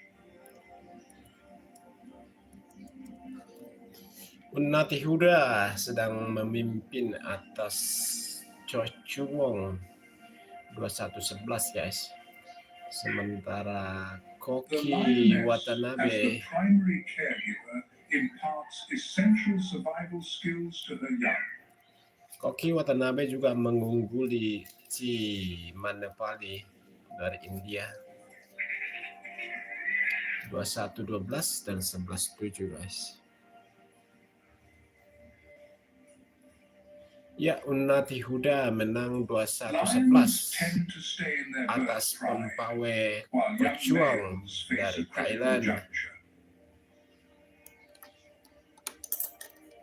Ya, kita akan melihat apakah Ginting masih bisa Typically, at the age mengalahkan of 2 unggulan to 3, 1 si the males are driven Yuki. out by the dominant males, prompting a quest for independence.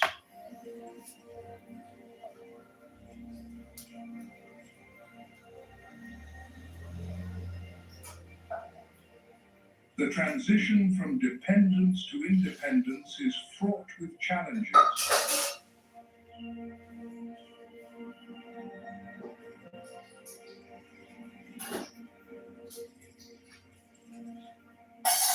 After leaving the pride, the young males begin a nomadic journey that can last several years.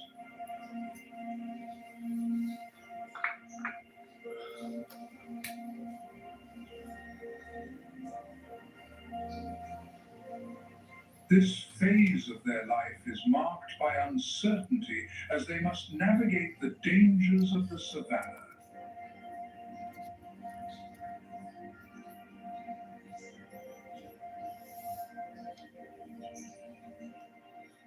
The pinnacle of a male lion's journey often occurs when he successfully defeats the resident males of a pride, allowing him to claim it as his own. Oh, let's see. Oh enggak, dia apa aja pemimpin. Upon assuming leadership, the male steps into a new role: protector, provider, and mate.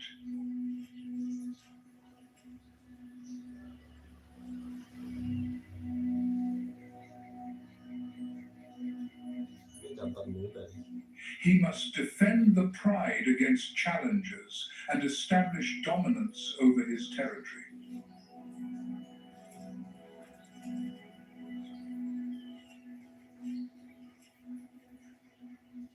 Okay. The lion's journey to becoming the king of the savannah is a profound tale of resilience, competition, and the complex dynamics of pride life.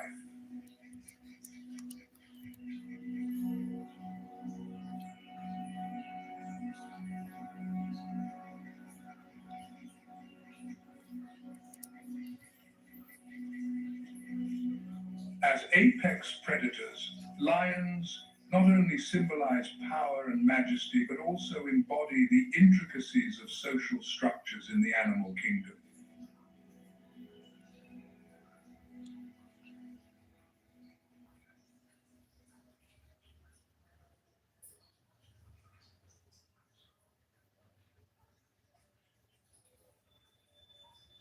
Known for their adaptability and solitary nature, leopards are one of the most versatile big cats, capable of thriving in diverse environments. Diverse environment.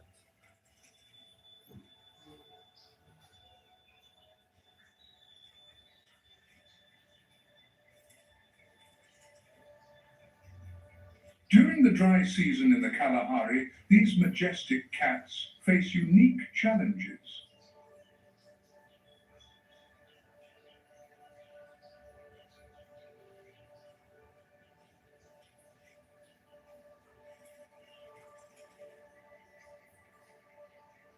And exhibit remarkable behaviors that highlight their resilience and adaptability.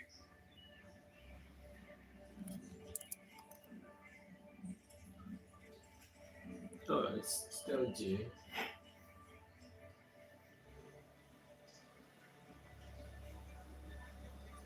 Hunting is a crucial aspect of a leopard's life, and during the dry season, the availability and behavior of prey species dictate their hunting strategies.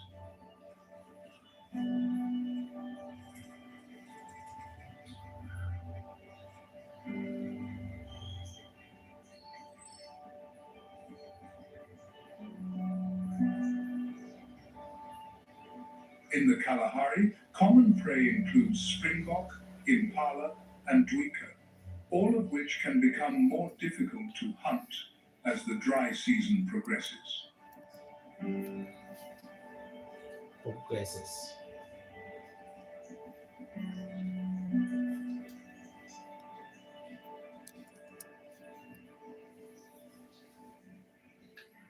As water sources become scarce, herbivores tend to congregate around the few remaining water holes, making them more accessible to leopards.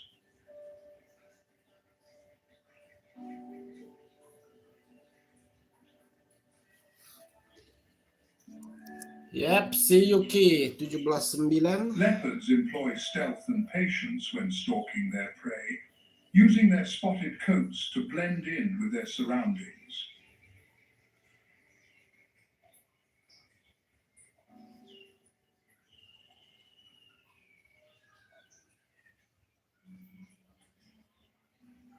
Their exceptional climbing abilities also allow them to ambush prey from trees, a strategy that can be particularly effective during the dry season.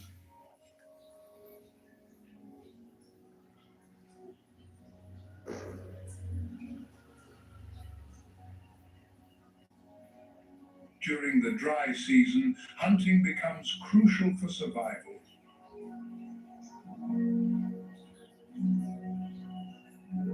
Oh,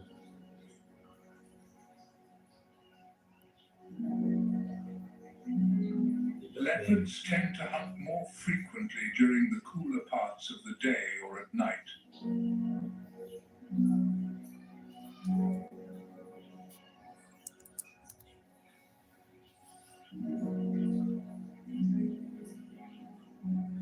Leopards are solitary animals, with both males and females maintaining large territories that they patrol and defend from intruders.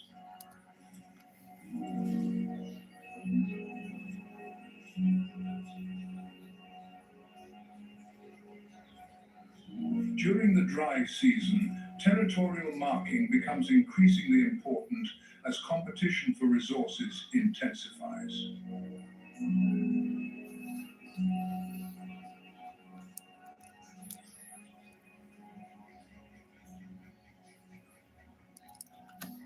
Surviving the Kalahari's dry season requires significant adaptation from the leopard. Yeah.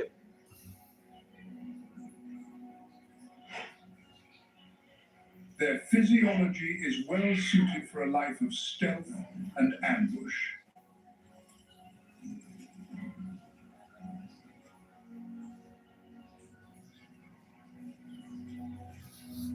However, to thrive in this arid environment, leopards have also developed behaviors and physiological traits that allow them to cope with extreme temperatures.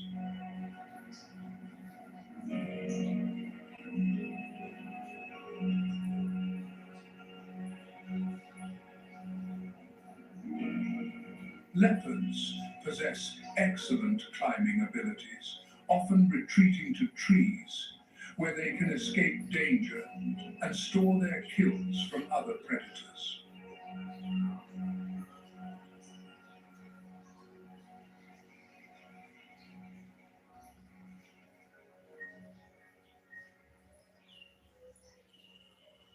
Although they primarily hunt ungulates, they can switch to preying on smaller mammals or birds when large prey is scarce.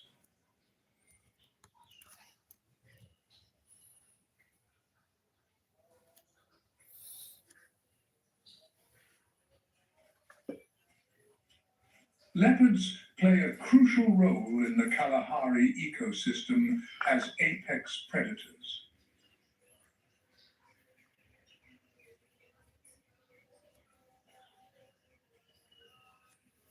By controlling herbivore populations, leopards ensure that the vegetation remains healthy and resilient.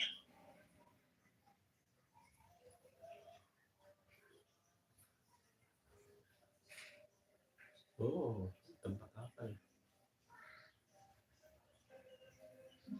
Ini tempat apa? The Kalahari Desert, often characterized by its vast arid landscapes and seasonal changes,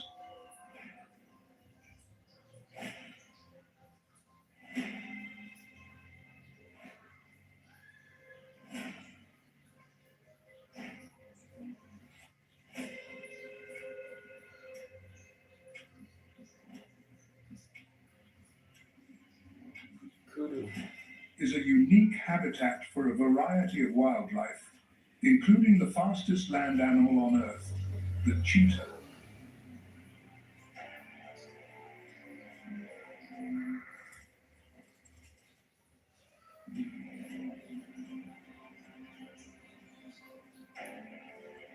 Hunting is a critical aspect of a cheetah's life, and during the dry season, the availability and behavior of prey become especially important.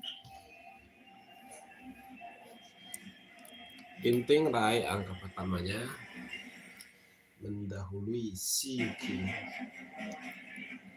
Si Yuki juga mendapatkan Common cheetah prey in the Kalahari includes small to medium-sized ungulates like springbok, impala, and gazelles.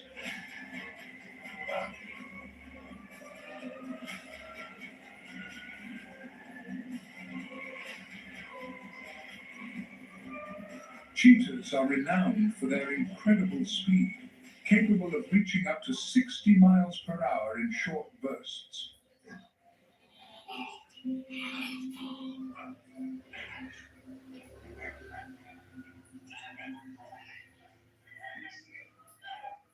This speed is a crucial asset during hunts.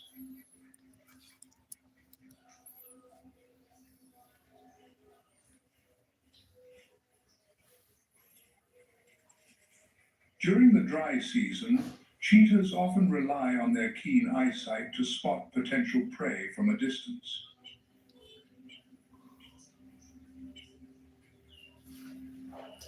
Ya, Ginting memimpin 3-1. The dry season presents both opportunities and challenges for hunting.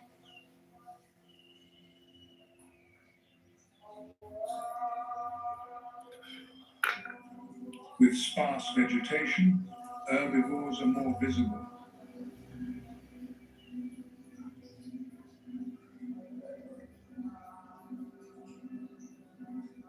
However, as water sources dwindle, prey can become more vigilant, increasing the difficulty of successful hunts.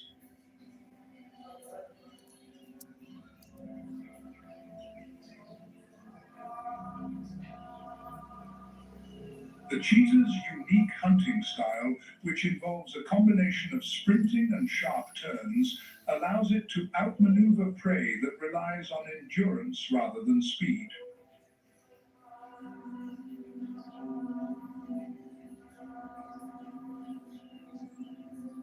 While cheetahs are often solitary animals, their social structures are more flexible than those of lions.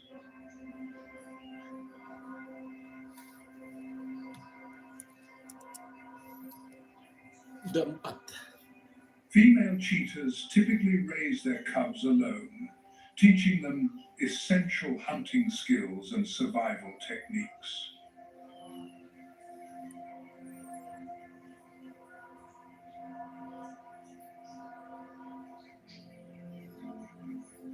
During the dry season, the mother's role becomes crucial as resources become scarce.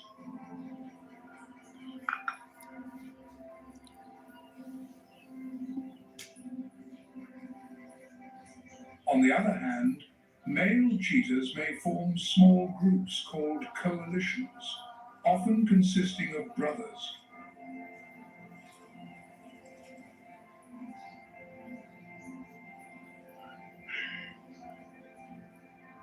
These coalitions can enhance hunting success and provide protection.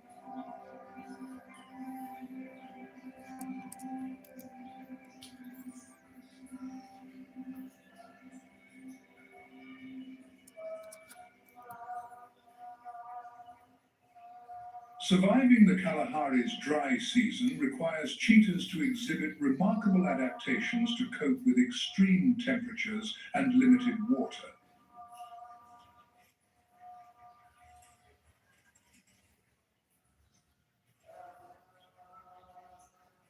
Their light-colored coats provide camouflage in the sandy environment, aiding in stalking prey. Camouflage.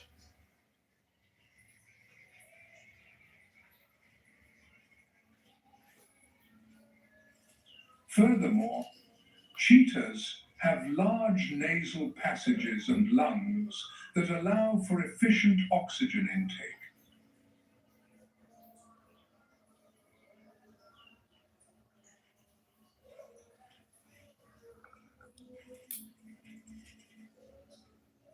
During the dry season, water becomes a primary concern for all desert-dwelling animals, including the cheetah.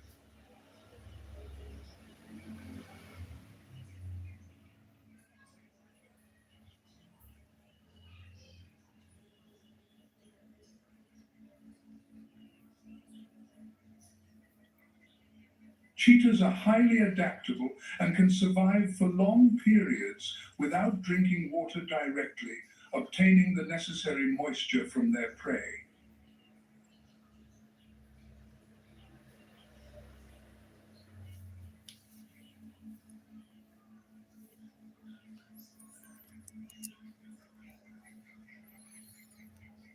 Cheetahs play a vital role in the Kalahari ecosystem as apex predators.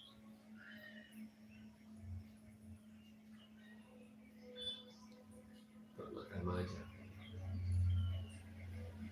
Pelikan perempuan. Their hunting activities help regulate prey populations, preventing overgrazing and promoting biodiversity.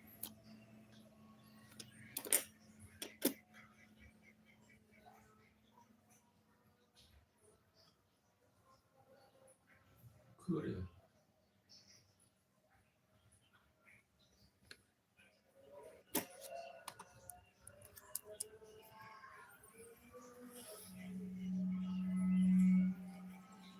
Makin tinggi tanduknya. The majestic oryx, Oh, a symbol of resilience in the desert.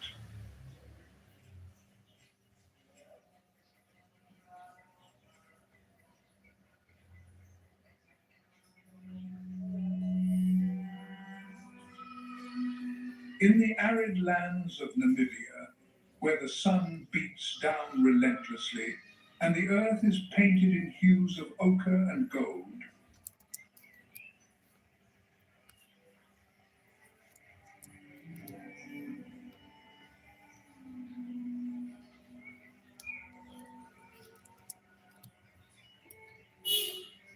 the oryx stands as a testament to nature's resilience and beauty.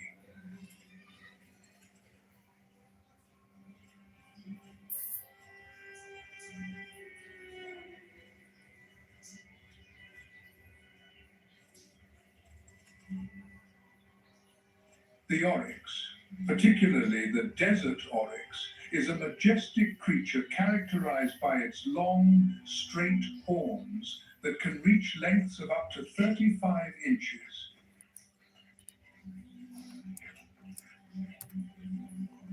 Oh, kemudian.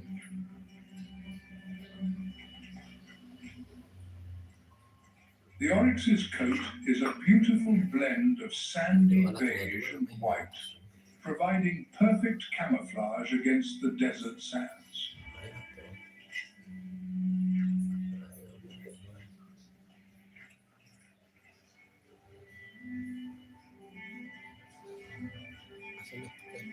Standing about 4 feet tall at the shoulder, the oryx's muscular build is designed for endurance.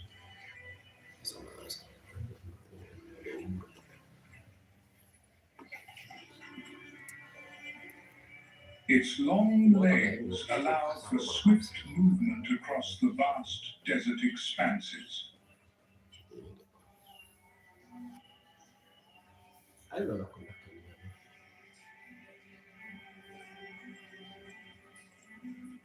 The oryx primarily inhabits the Namib Desert along with semi-arid regions and sparse grasslands.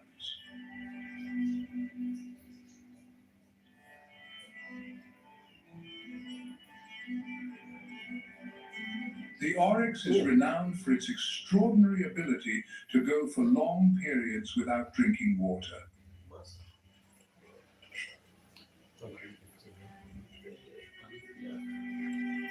They derive moisture from the vegetation they consume, such as grasses, leaves, and succulents. salah.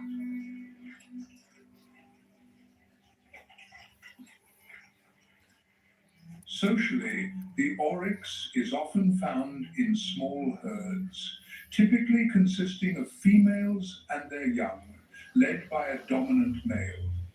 Oh, benar-benar.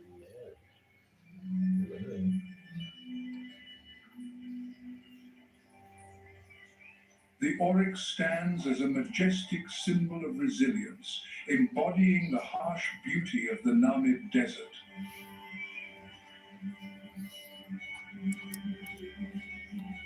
In a world where survival often depends on the smallest of adaptations,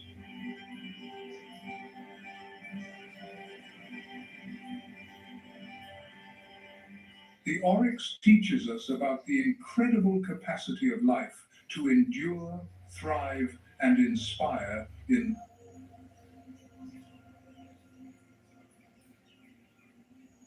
on the harsh plains of the Serengeti, an empire is built not by kings, but by queens.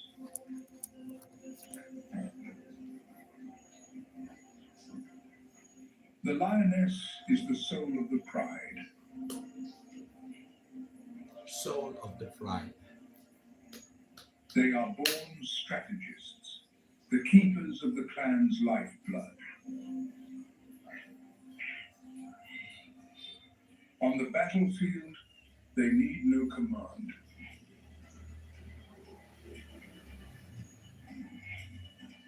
Their patience is infinite.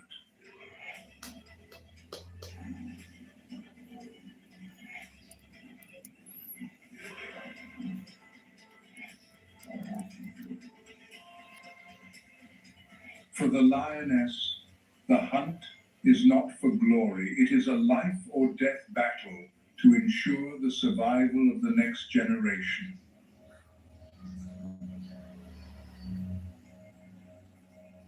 The male guards the world without. The female runs the world within. A harsh pact written in blood and sacrifice. For millions of years, this kingdom has stood firm. Not by muscle alone, but by an alliance, forged in kinship.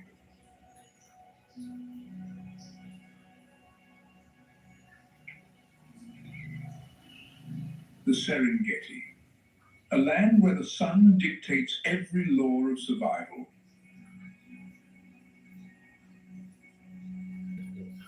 Under the scorching heat, time seems to stand still. But this is a calculated stillness.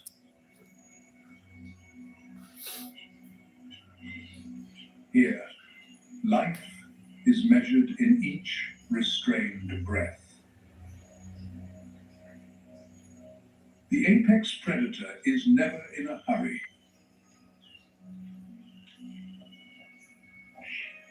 It understands a harsh truth. A split-second error can cost a week of hunger. And then the sky begins to tremble. Tremble. Because apa? The Great Migration, 1.5 million souls driven by a primal instinct to follow the rains. In this chaotic torrent, there is no room for fatigue or carelessness.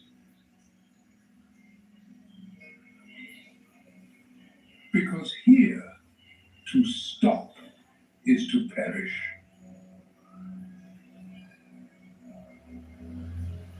The eternal cycle of Africa begins once more.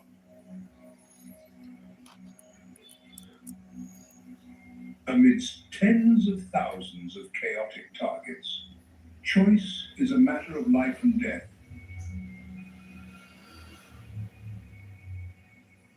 The lion does not hunt the crowd, it hunts the opening.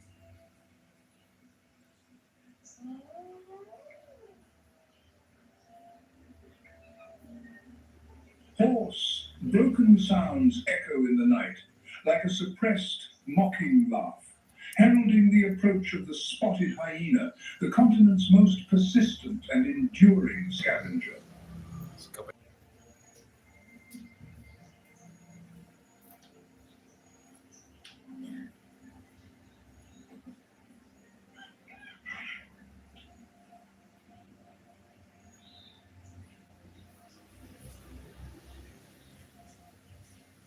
Not as large as a lion, nor as fast as a cheetah, the spotted hyena gains its dominance through stamina, a close-knit social structure, and remarkable adaptability.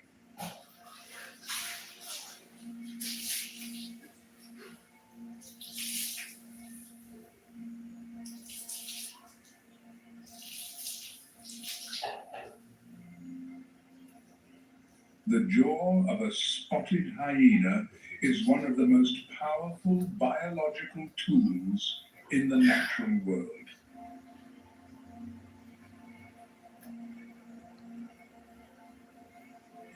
Teman-teman sendiri.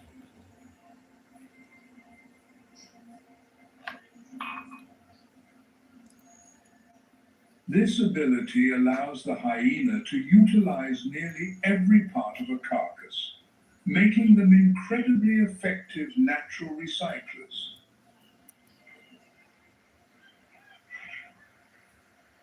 Si Yuki memimpin.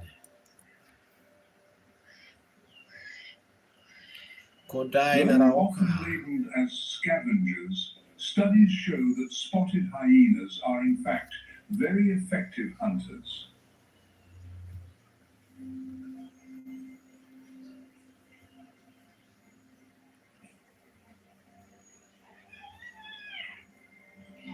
One of the most striking features of the spotted hyena's social behavior is its rare matriarchal structure.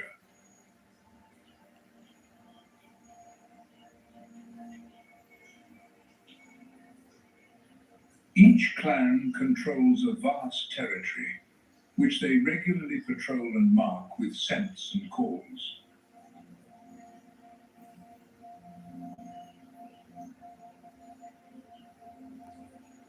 In this ecosystem, they play a crucial role as natural sanitarians, helping to prevent the spread of disease.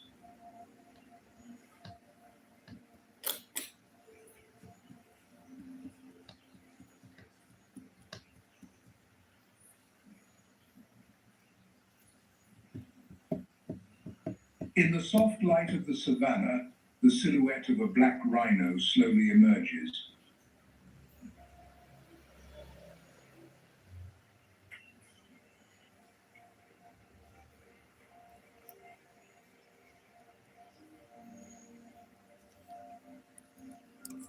With its powerful build, standing up to 5 feet tall and 5 feet weighing tall. around 3,000 pounds, the black rhino is not a creature to be trifled with.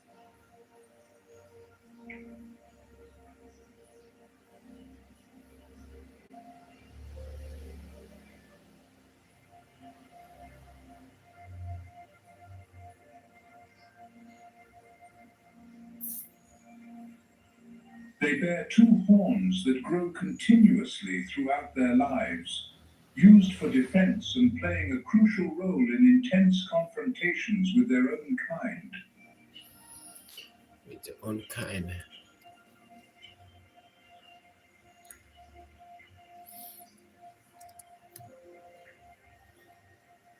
Despite being called the black rhino, their skin is actually an ashen grey, sometimes appearing brown from a layer of dust and mud that clings after a wallow.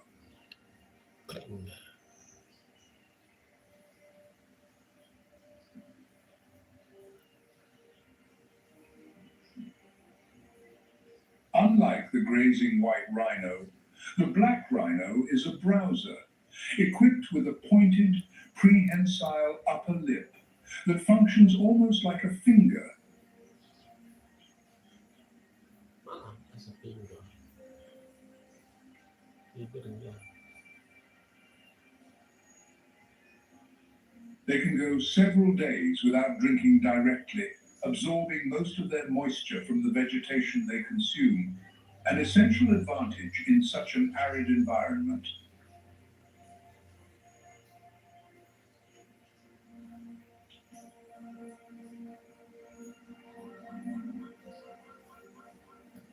Here, even the solitary black rhino must share its space with a host of other wildlife.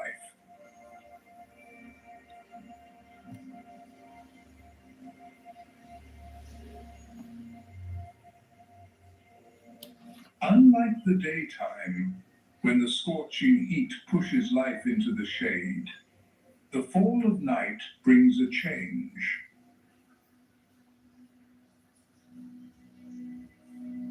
Leaving the scorching heat of Africa, we venture into the green lung of the earth.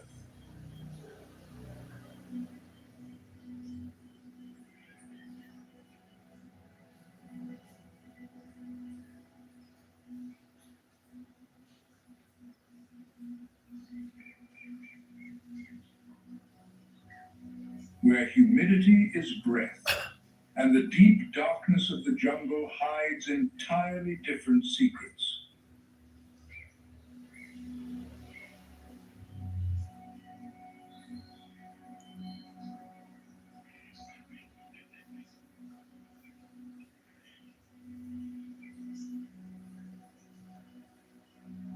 The Amazon.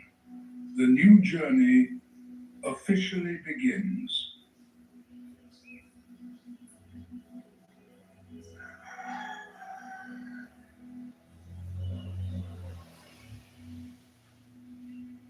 In the silent sanctuary of the forest, ancient creatures still reign, carrying within them the secrets of millennia.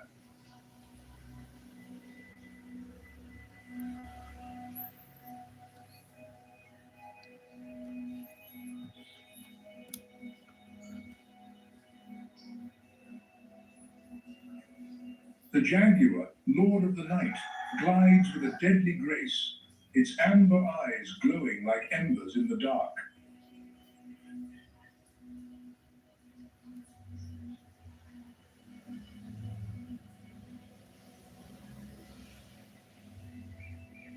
The giant anaconda, a mythical creature of South America, coils in the murky water, its iridescent skin a liquid memory of timelessness.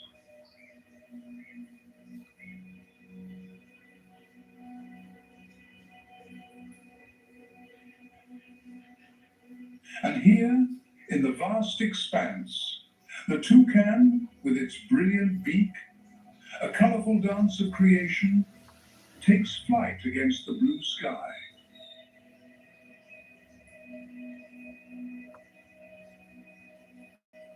The Amazon, an invitation to explore the depths of life.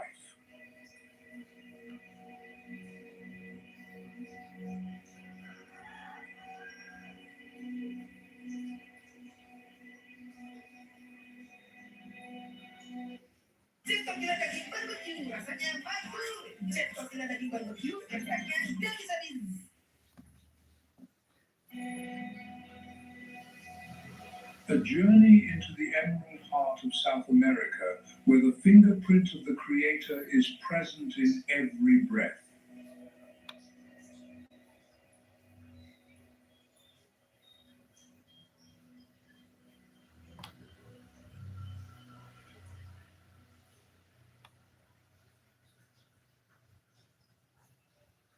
The Amazon is not just a forest, it is the lungs of the world, a precious gift to all humanity.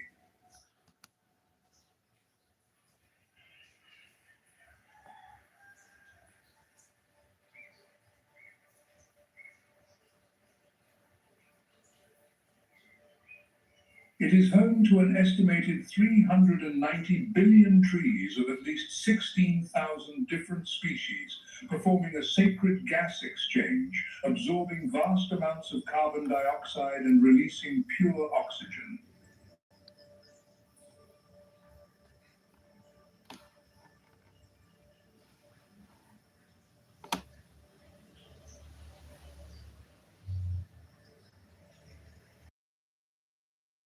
Is an incomparable treasure of biodiversity.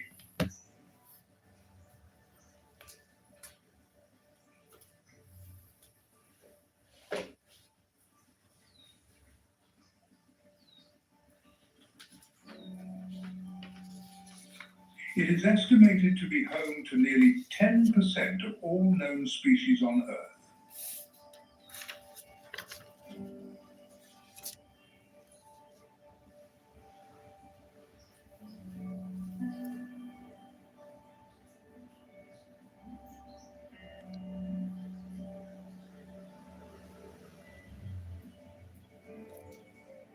Over 3 million invertebrate species, more than 2,200 freshwater fish species 427 mammal species, over 1,300 bird species, 378 reptile species, and about 400 amphibian species.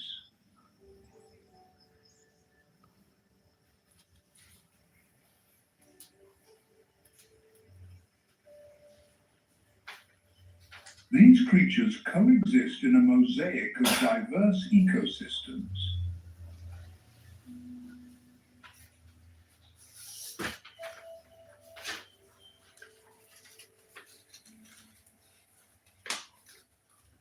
As an ancient psalm says, the heavens declare the glory of God.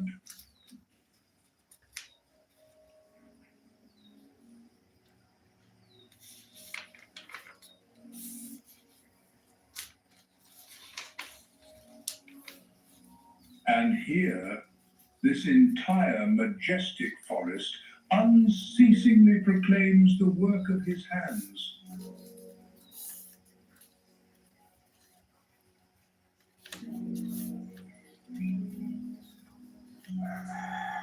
Each ecosystem plays an irreplaceable role in preserving global biodiversity, a priceless legacy for the future of the planet.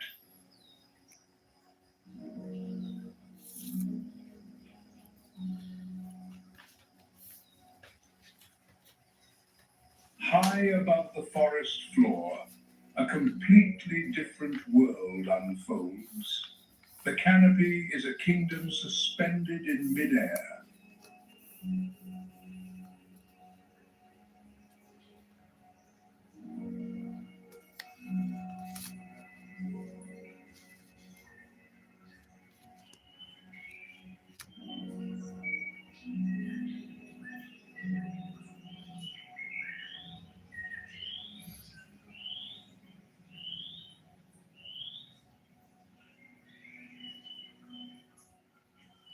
And it is here that the channel-billed toucan finds its ideal home.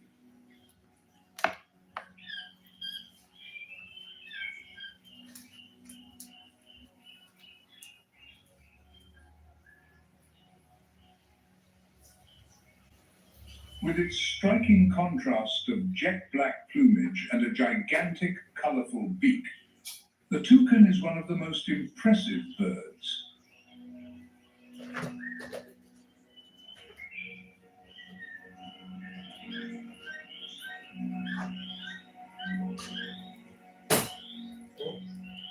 The light beak, made of porous keratin, is a multifunctional tool.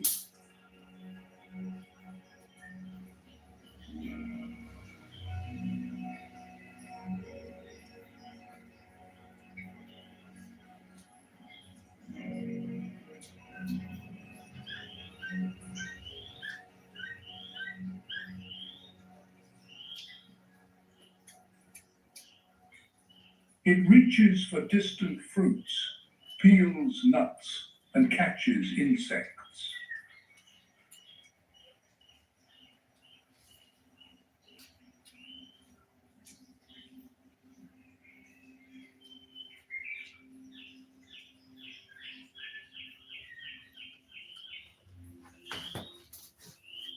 As an architect of the forest, the toucan plays a crucial role in dispersing the seeds of hundreds of fruit-bearing tree species over a range of 6 to 12 miles. Menyebarkan.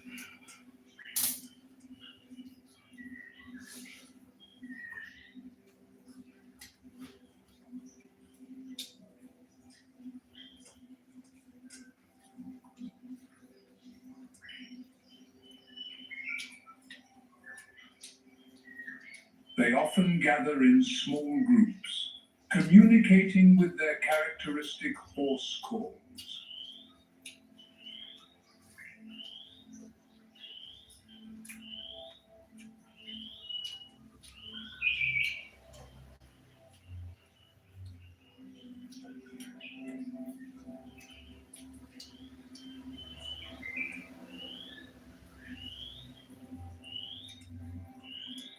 If the toucan is the painter of the canopy, then the harpy eagle is its undisputed queen. the lord of the sky, the most powerful eagle in the Americas.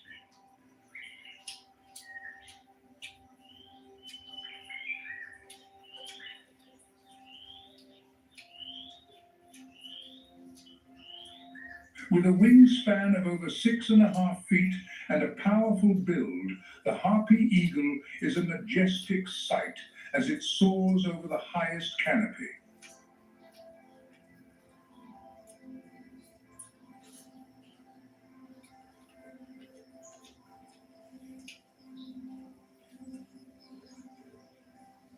Its crest of feathers can be raised, giving it a regal and fearsome appearance, but its true weapon lies in its enormous talons. Alan.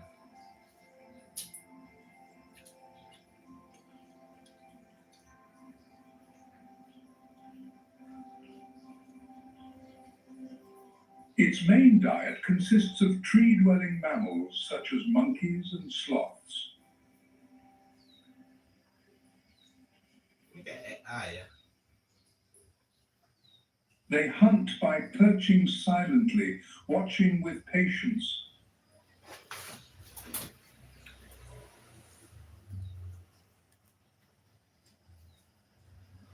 The presence of the harpy eagle plays a crucial role in controlling populations, maintaining ecological balance.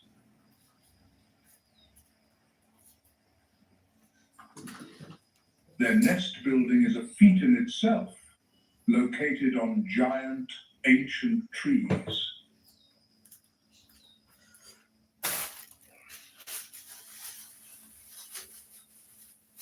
For many indigenous tribes, it is a symbol of the forest's strength and indomitable spirit.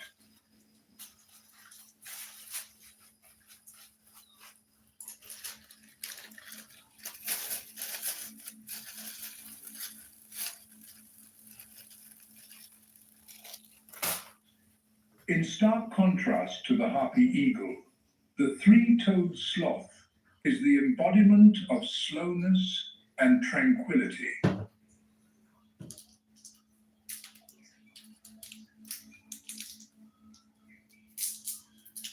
The slot.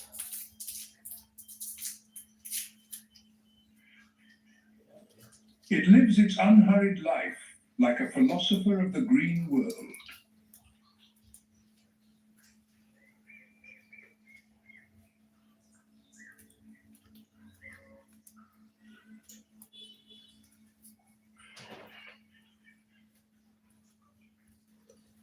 Perfectly adapted to a suspended life, it has developed a strategy of incredibly slow movement, each gesture deliberate to conserve energy.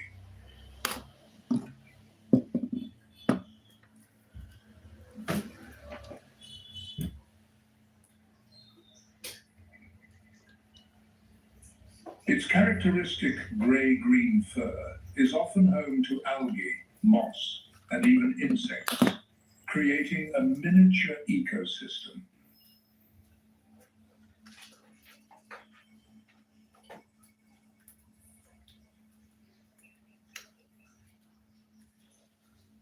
A day in the life of a sloth is a hymn to rest, with up to 20 hours of sleep or inactivity.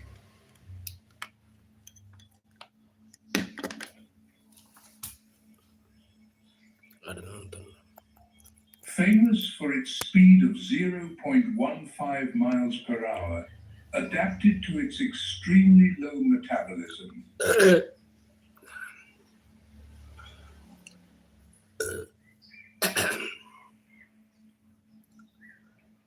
Its nutrient-poor diet consists mainly of cecropia leaves.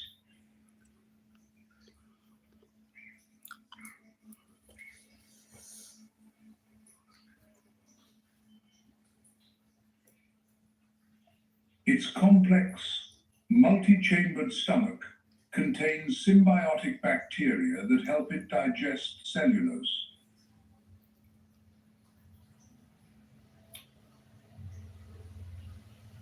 It descends to the ground only about once a week to defecate.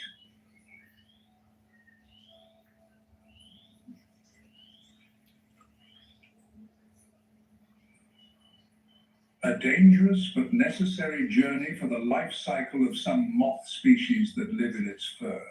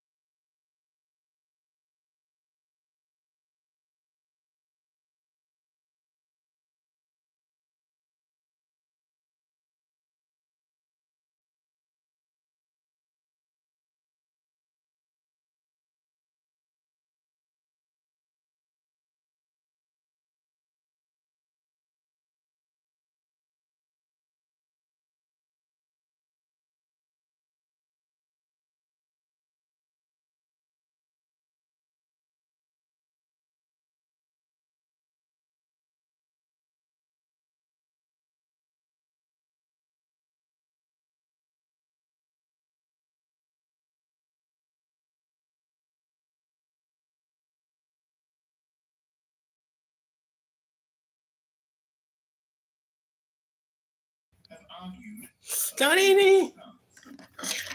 5 different tributaries in the mountains of Peru have been named its source. Each claim was later challenged. Each map was later revised. To this Yep, day, ubed. the exact length of the river remains, in the words of the Encyclopedia Britannica, open to interpretation and continued debate. Jinwei masih berkutik ya. On Earth by almost every measure. Ah. It carries 1/5 of all the fresh water that moves across the surface of the planet. Ya, Thailand Master kemarin ya kalau nggak salah Go Jinwei adalah finalis. 7 largest rivers combined. At its mouth, the river is more than 300 kilometers wide. The island that sits in that mouth, Marajó, is the size of Switzerland. And yet no one can agree on how long it is, or where it begins.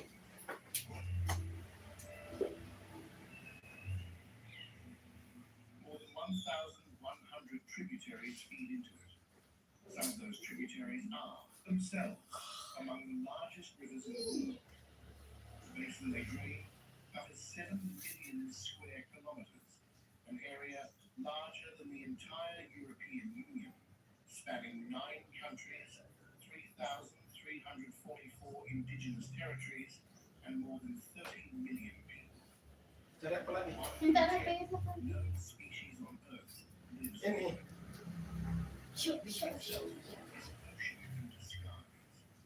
At its widest point during the wet season, the main channel stretches so far that standing on one bank, you cannot see the other. The mouth, where the river meets the Atlantic, pushes fresh water more than 160 kilometers out to sea. Sailors in the age of exploration reported drinking fresh water from the ocean before they could see land. The island of Marajó, which sits in the river's mouth like a cork that does not quite fit, is larger than many European countries. It is home to water buffalo, brought from Asia in the 19th century, that now roam its flooded grasslands in herds numbering in the hundreds of thousands. Island floods so completely in the rainy season that its inhabitants build their homes on stilts and move between them by canoe. How does a river this large resist being fully measured? And what is it about the Amazon that has defeated every attempt to pin it down? The answer begins not with water, but with soil. For most of the 20th century, scientists believed the Amazon rainforest was a pristine wilderness, untouched, primordial, a place where human civilization had never taken root because the soil was too poor to support it. The nutrients in the Amazon are not in the ground, they are in the trees. Strip the forest, and the earth beneath it is thin, acidic, and nearly barren.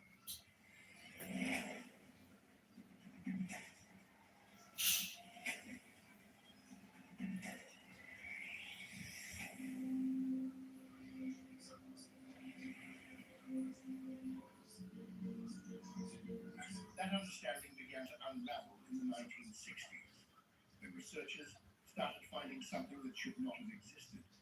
Patches of deep, dark, extraordinarily fertile soil scattered across the basin. The soil was black, rich with charcoal, broken pottery, fish bones, and organic matter. It was 2 to 3 times more nutrient dense than the surrounding earth. They called it terra preta, black earth. Terra preta was not natural, it was made. Created by people who lived here between 450 BCE and 950 CE. Generations of farmers who mixed charcoal, compost, bones, and manure into the rain-leached soil to make it hold nutrients. The charcoal bound minerals in place. The pottery shards created air pockets for roots. The result was a soil so resilient that it remains fertile today, more than 1,000 years after the people who made it disappeared. And and they did not make it in small quantities. Recent estimates suggest Terra Preta may cover more than 3% of the entire Amazon basin. Some researchers put the figure at 10%, an area twice the size of Great Britain. It is not found in random patches. It follows the courses of major rivers. It clusters on bluffs overlooking floodplains. It appears in patterns that suggest not scattered villages, but networks of settlements. In 1541, a Spanish soldier named Francisco de Orellana became the first European to travel the length of the Amazon.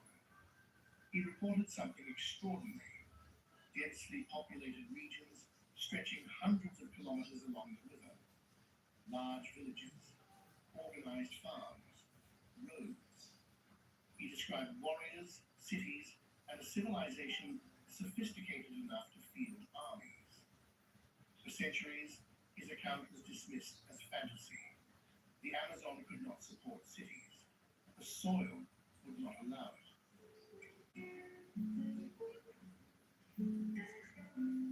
But Orellana was not lying. He was simply early. Francisco de Orellana did not set out to find the Amazon. He set out to find cinnamon. In 1541, Orellana was part of a larger Spanish expedition led by Gonzalo Pizarro, brother of the conqueror of the Inca, searching the eastern slopes of the Andes for La Canela, the legendary land of cinnamon trees. The expedition was a disaster. Hundreds of indigenous porters died. Supplies ran out. The jungle offered nothing the Spanish could eat. Pizarro sent Orellana downriver with a small group to find food. He never came back. What followed was one of the most extraordinary journeys in the history of exploration. Orellana and his men, roughly 50 soldiers, built a crude boat and floated east. For 8 months they drifted, fought, starved, and mapped. They passed through territories of peoples they had never encountered. At one point, they were attacked by warriors they described as women, fierce, tall, and leading the charge. Orellana named the river after the Amazons of Greek myth.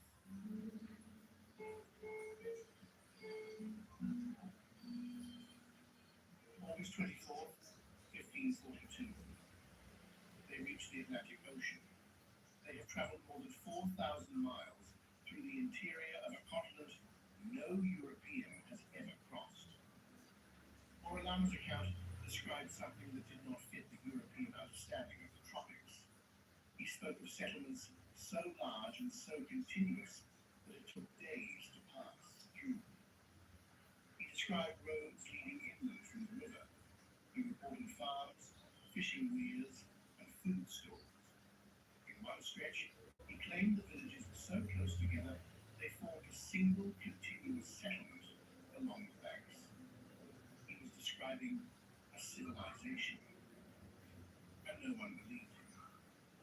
The Portuguese explorer Pedro Teixeira traveled the same route in reverse in 1637, nearly a century later. He found almost nothing. The river was quiet. The banks were empty. The cities Orellana described were gone. It took nearly 500 years for science to prove that Orellana was telling the truth.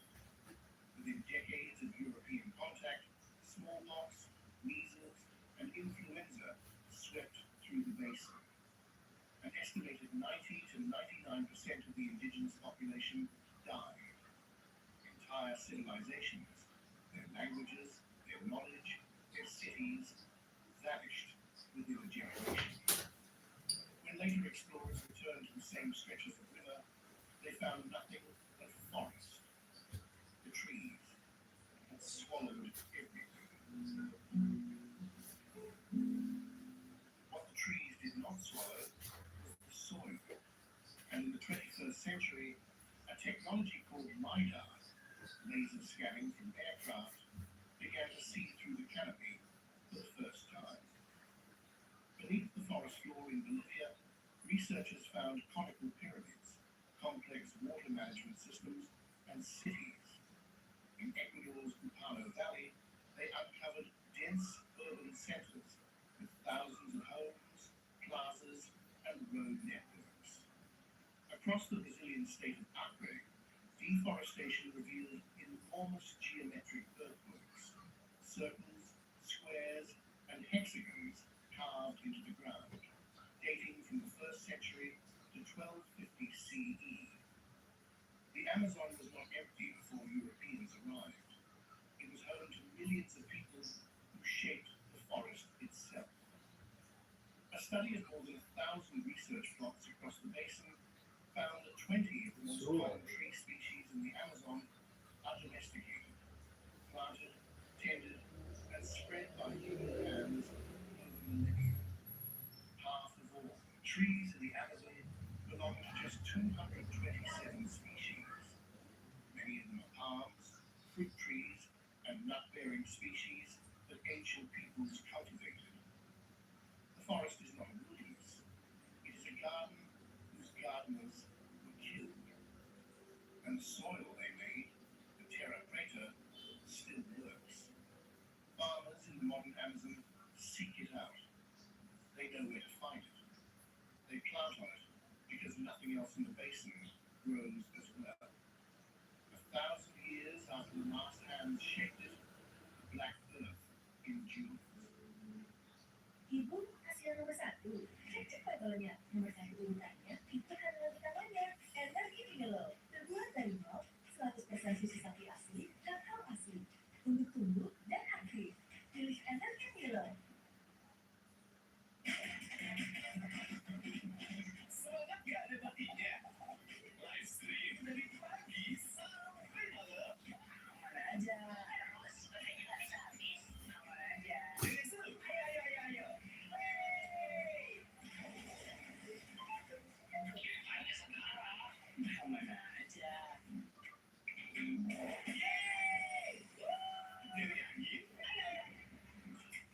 Jalan seharian, aman aja. Meski hujan, aman aja. Jelajah tentang biasa. Selalu ready, pilih energi, on lagi. Aman aja. Naik gunung, naik kuda, sampai terbang.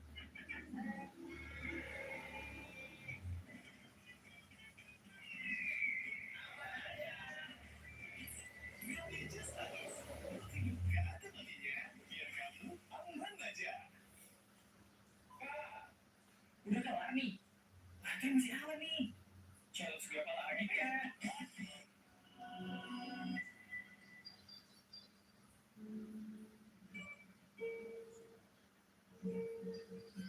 But the Amazon is not only a story told in soil, it is a story told in water, in rivers so different from one another that when they meet, they refuse to merge.